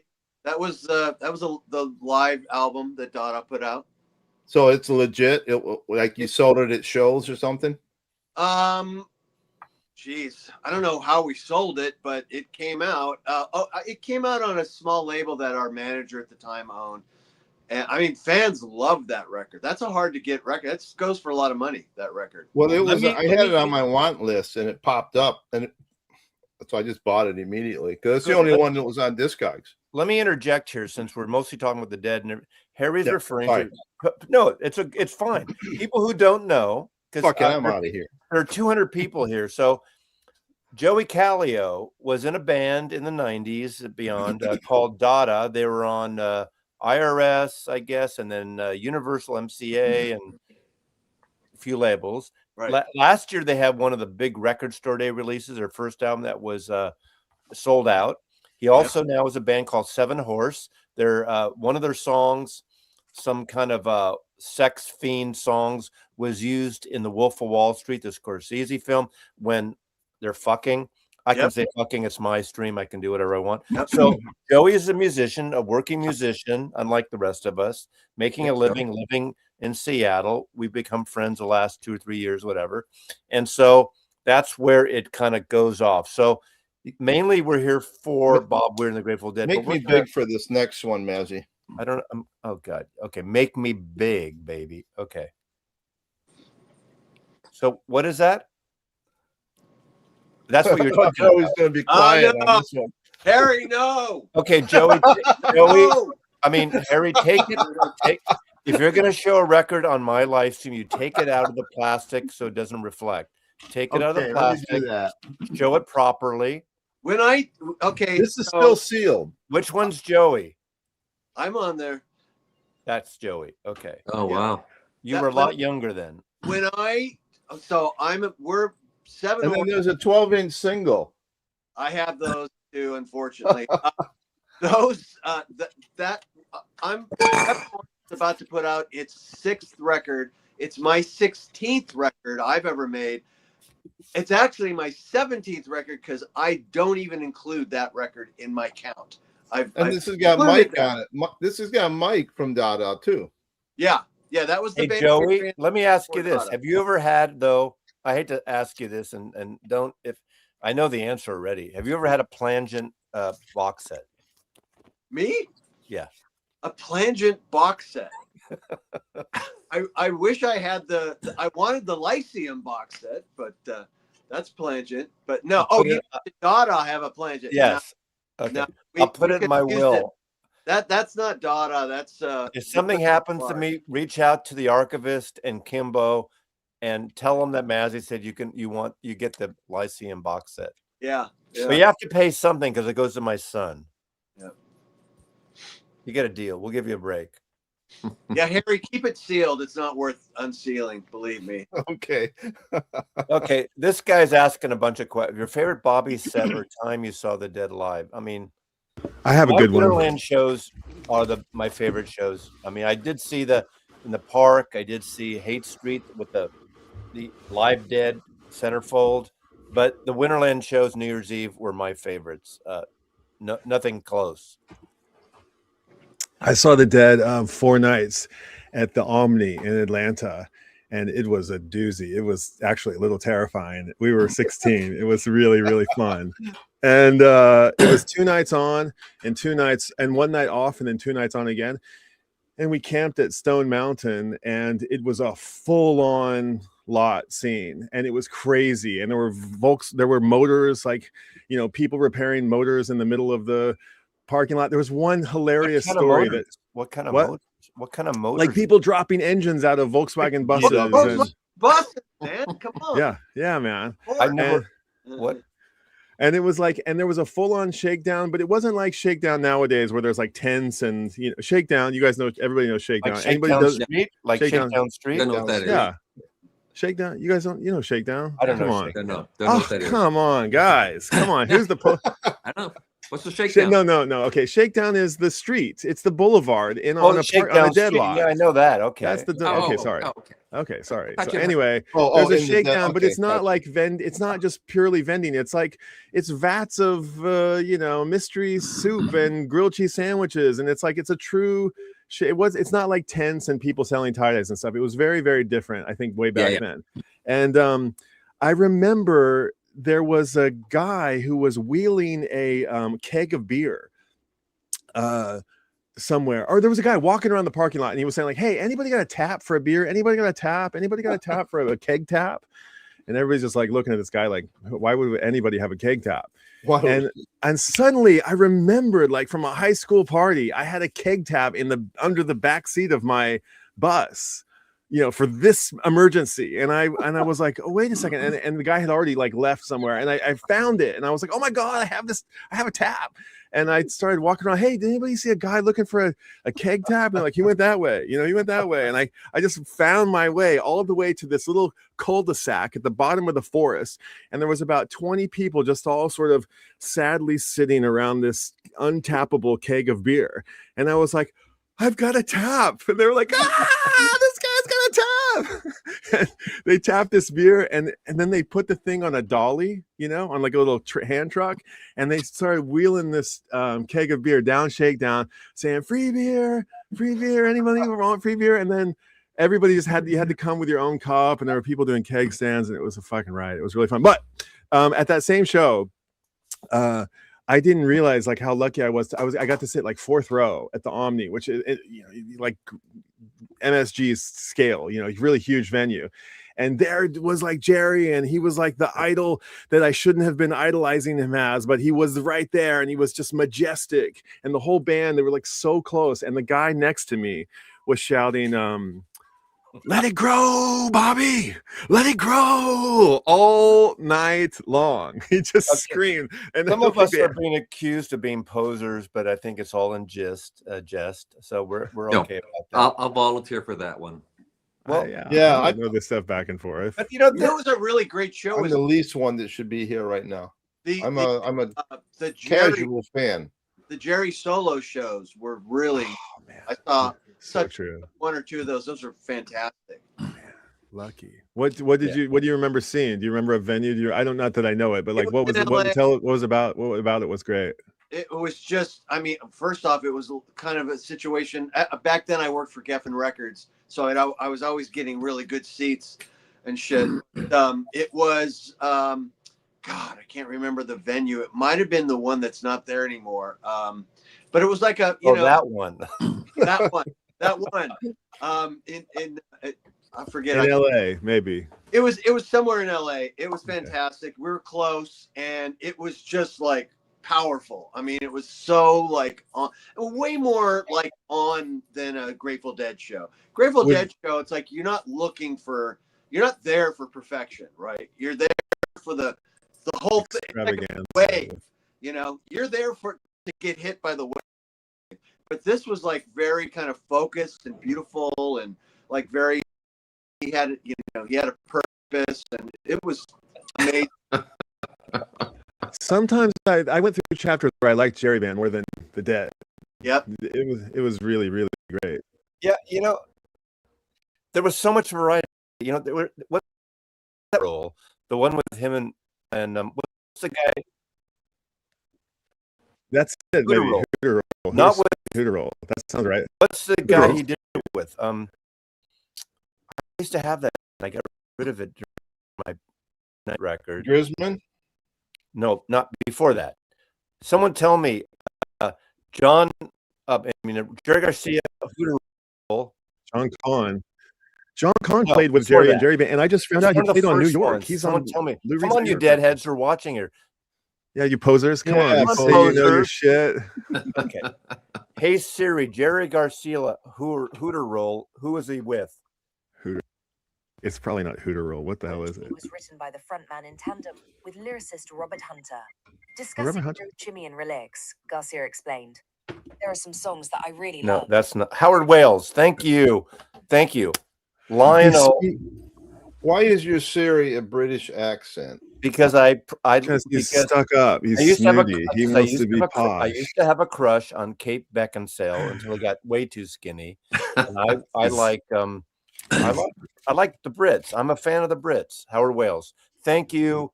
But I think Lionel was the first correct answer. I wish I could give you a prize. No prizes tonight. Mazzy Bucks, bring them back. Mazzy Bucks. This I I'm scored gonna do- yesterday. I'm going Robert to do Hunter got weekly. go ahead. I'm going to do weekly live stream. I don't have a day yet because I got to figure out because there's so many people doing live streams now. I don't want to like infringe. I don't want. Brian I struggled with that too, Mazzy. Just do it. Just don't worry about I whoever. will, Just I do will. it. Just do But whatever there's your certain time. people that don't want to do it. I mean, someone like Patrick PB Thal has like three a week. So fuck it. If I do one of his, I don't care. But there's other people that I respect and I don't want to like compete. It's a different thing. My live is not buffering, Gabby. I'm sorry. So we're not. Okay, I got a question on the Dead. Why is it they were never included in any of the Woodstock material? Because they sucked at No, Woodstock. but- And Jerry okay. tells the most hilarious story in one of these TV interviews where he says that they came out after the Who. I think it was How can at you like follow 3 that? in the morning after the Who just windmilled their guitars and smashed their amps and left the stage in a blaze of glory and fire.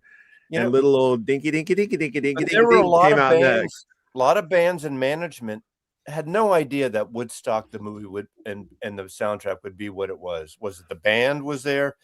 What the Neil Young wouldn't allow to be shown. Airplane wasn't in the original movie. They were in the second volume, I think. They also had ground problems. They had ground wiring problems, and somebody decided at the beginning of the Dead set to like switch the ground, and everybody was getting electrocuted. Or getting fried their whole set. When they touched the guitar, they said it was like one of the worst sets that they ever played ever. Okay. Yeah, but Mike. And I think they let whoever followed them. It was like Jefferson Airplane followed them. It was like whoever was on both Jefferson sides Airplane, of them. smoked them. When you listen now, if they released the album during the 50th anniversary or 60th, whatever it was, and Airplane set is fucking great, but they came on at like 6, 7 a.m. That's why Grace Slick says, "Good morning, people." It's morning maniac music.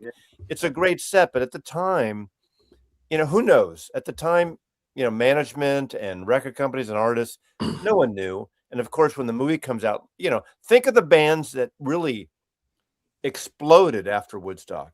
Santana, Yep. That show was the Sly and the performance. Family Stone, even the Who. Richie 10 Hay- years after, even. 10 years after. 10 years after with the water fucking melon. Yeah. You know, Crosby, Stills and Nash. That was their first show. Creedence wouldn't allow it. Even Crosby, Stills and Nash, their first gig. Creedence wouldn't allow it. He was Second pissed. gig. Sorry, Well, second they said gig. we're scared shitless, but Yeah. who knows? You know, it's easy in hindsight. But when later on there's volume 2 and there's the anniversary and stuff, I still think that's a great movie, and I remember But seeing that. we're very lucky that we have the footage we have, because like Sly's set was just amazing. Oh God, Sly Stone fucking broke too. Then I mean, Yeah. big time. Yeah. And Did I already talk about the Raga thing? Did I already talk about Ravi Shankar? Well, Ravi Shankar. It's funny that there is what's interesting. There's a record that you see. Raga. I have it right here. There's a record, Ravi Shankar Woodstock, Oh, but the no. recording was so bad. He went in the studio and recorded his set, and they released it as a studio Yes. recording as Woodstock. Oh Wait, wow. That's pretty funny. It's What not is that? recorded at Woodstock. I have it. Hmm. In my, yeah. was it in the city of Woodstock and not the event? It was in a studio wherever it was. I don't know where It wasn't it was. like Bearsville or something. No. Shut up, Okay. Harry. Don't ask questions like that. Okay. I like what You know, I just lost 30 viewers. Now that's different. That I know this is different, but I want to talk about this real quick because that's Apple Records. Mazzy. You're stealing my thunder, dude. No, this is a record that I want to put forth for the for the Beatles tag. Put a record that's not a Beatles record. But the reason that I bring it up is because I saw the documentary way back when, but I hadn't seen it in a gajillion years. It's like Mazzy said, it's a documentary about the life of Ravi Shankar and how he comes to the States and all of that. But there's a scene where they're at Golden Gate Park, and they're one of the San Francisco State or somebody's giving him an honorary doctorate, and there's a BN or something, and there's a bunch of people hanging out, and the camera's panning. It might as well have been Woodstock. It's sort of shot like Woodstock. It feels like Woodstock. All the characters, it's got to be roughly the same era. And it talks about how it starts in India and then it goes to San Francisco. But in the audience while the camera is panning, is Jerry Garcia. He's sitting right there in the audience with Mountain Girl and their little baby with them. And I don't even know if they knew who they were when they were on screen. But go back and watch Raga. And when they're in one of the first pictures in the park, you'll see Jerry That's the documentary, and that was released on Apple Records. Yeah, sorry. I like the way you brought that around to the Dead. Yeah, that's the reason I brought it up. Brian, connecting dots. Even Americans that smart move to Tokyo when you did, because it's a shit show. It's a shit show. Us, we even know a little bit about music. We you do a beautiful presentation, and it's succinct to the point. Us, even lowly us little critters over here living on the other side of the world. You got out just in time, Brian. I did. I love my life here, but I do. Yeah. I mean, it's fun that we have this space that we can hang out together. I mean, I really cherish this world of music. If you guys aren't subbed up to Brian Tokyo Record Style, you should sub him up, because he doesn't just do like records. He does tells you about his experience in various parts of the city. Did the Dead ever play in Tokyo? He does interesting videos. I didn't know about that. The Egypt show. Did you guys talk about Egypt 78? No. A question. Accolades, Harry. I appreciate that. I mean, hey, Harry says Brian doesn't, doesn't. But Mazzy, you always say if you don't necessarily know the record back and forth, give us some context. I mean, how does it mean to you? You don't necessarily have to know who produced it or what the song or everything about the band, but there's some story. I want to hear that. That's why I want to relate. I can relate to music through personal experience. It doesn't have to be like extra. I call it pivoting. Yeah, let's call it's it the big pivot. That's when I do my whack-a-moles. It's the pivot. You do the pivot.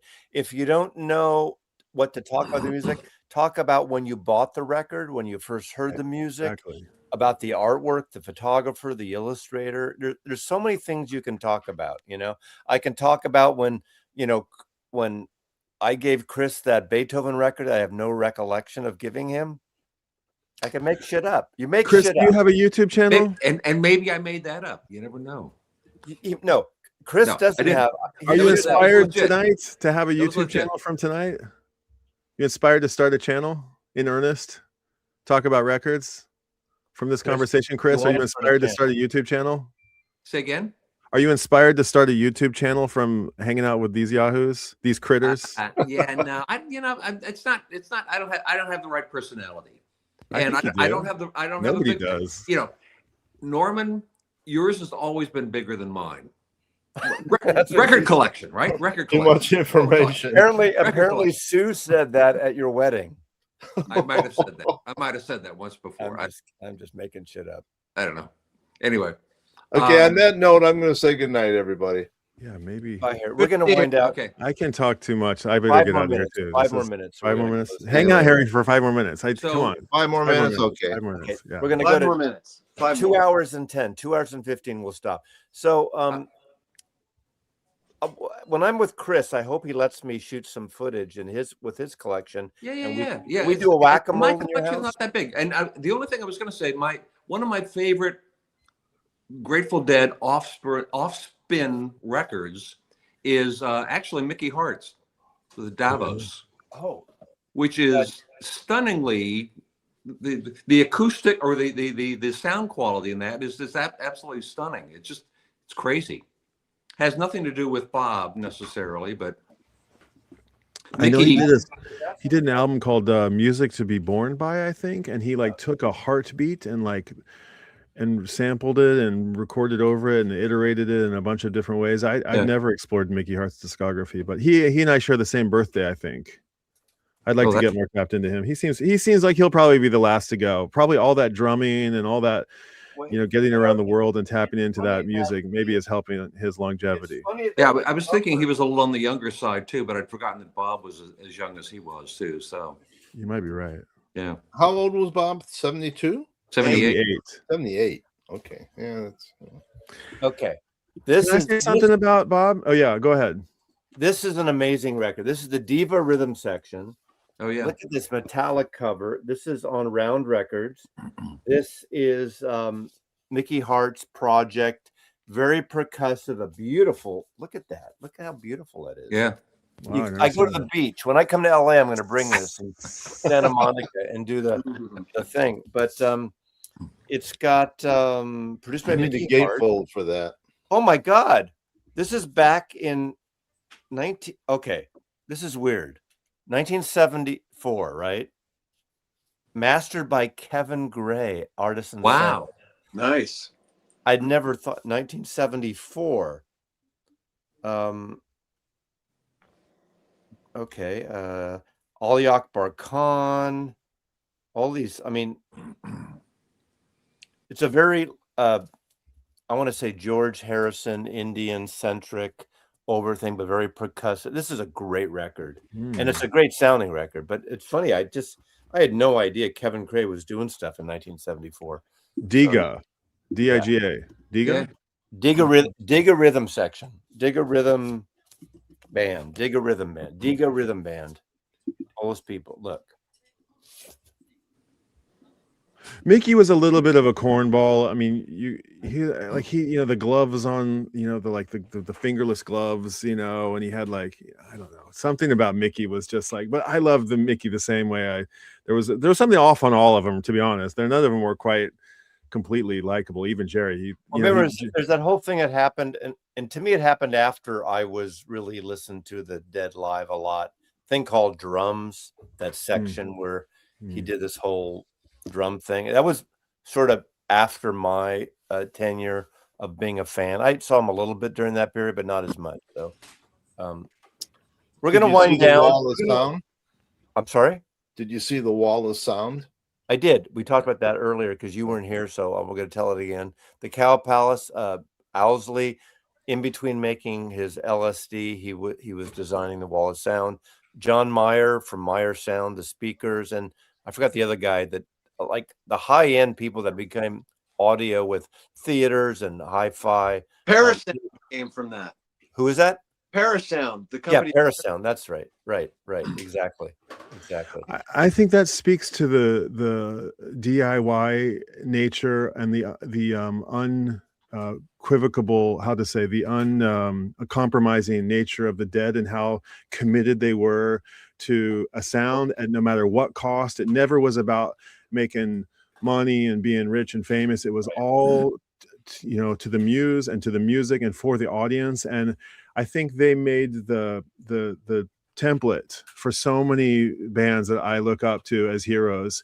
And I think Jerry was this unreluctant leader, but Bobby inherited that from him, and I don't know if he was really equipped to be the leader of a band. He always was the skipper. I felt like that was always his role, and I just thought he carried himself with, I think in those first few years where they didn't, there was like 3 or 4, the first years were rocky. But if you watch Jerry's wake and Bobby speaking basically on behalf of the whole band about the passing of Jerry, he's speaking not just for the band, but actually for the entire thing, the entire universe of the Dead, and he puts forth like a really awesome intention. And I think Bobby was really a higher vibrating dude. He carried the same genius that like all of the greats that we care and love about. He doesn't seem it on stage and in the music, but I really do think he's an American treasure, and he will be sorely missed. And I'm so grateful that his music lives on, and I'm so grateful for the chance to come up here and talk about it with you guys. It's a real treat. Anybody last words? We're going to wind down after 2 hours and 15 minutes. Again, recap: Bob Weir died this morning, apparently, and he was diagnosed of lung cancer in June, 2 to 3 weeks before the last shows that he played in Golden Gate Park. And it's one that anniversary. It's one that really tugged at me because growing up with the band. So they're not my favorite band, but I just love the Dead.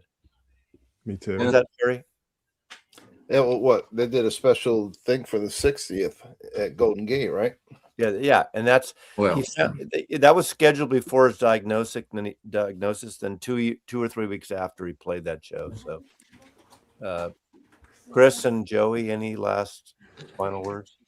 No, I mean, honestly, that thing that Brian just wrapped up with was fantastic. Yeah. I will say that they ended up, because of their stick-to-itiveness, they ended up being the biggest money-making touring band for a long time. I mean, they were making some serious money there at the Very end. serious, yeah.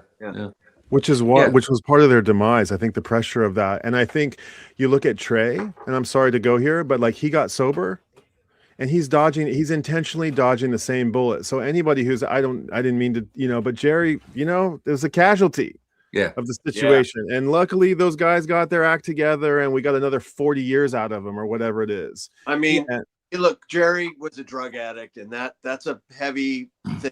So he's definitely had heart, a heavy heart, and one of those guys that just like wore it on his sleeve. He was a real deal musician. He's a classic. He's like the jazz guys who are kind of the same way. They just it's a lot. It can be a lot to be a musician and to be that willing to like expose yourself at all and be responsible for 150 people on it's got to be a lot of pressure. One thing I will say, I don't believe in it's ever too soon to making light and fun, because most people I know have a sense of humor, and I hope when I'm gone and people are, if they decide to do tribute, that they make fun a little bit and go with the humor of it, because that's, to me, a part of it, at least for me. Well, I'll ride my bike to your It's tribute. easier when you're involved. They were getting asked, Jerry and Bob were together getting asked about if success had gone to their head. They were asked in an interview, guys, since the break of the new album and the success on MTV, and has the success gone to your head? And Jerry immediately said, yes, it has. And Bob says, let me answer this one for you. Have you heard this one? And he says, yeah, You know those the pistachios that are really hard to open? I don't bother with those anymore. You know what I'm going to say about that? You know what I'm Goodbye. going to say about that? Good night, everybody.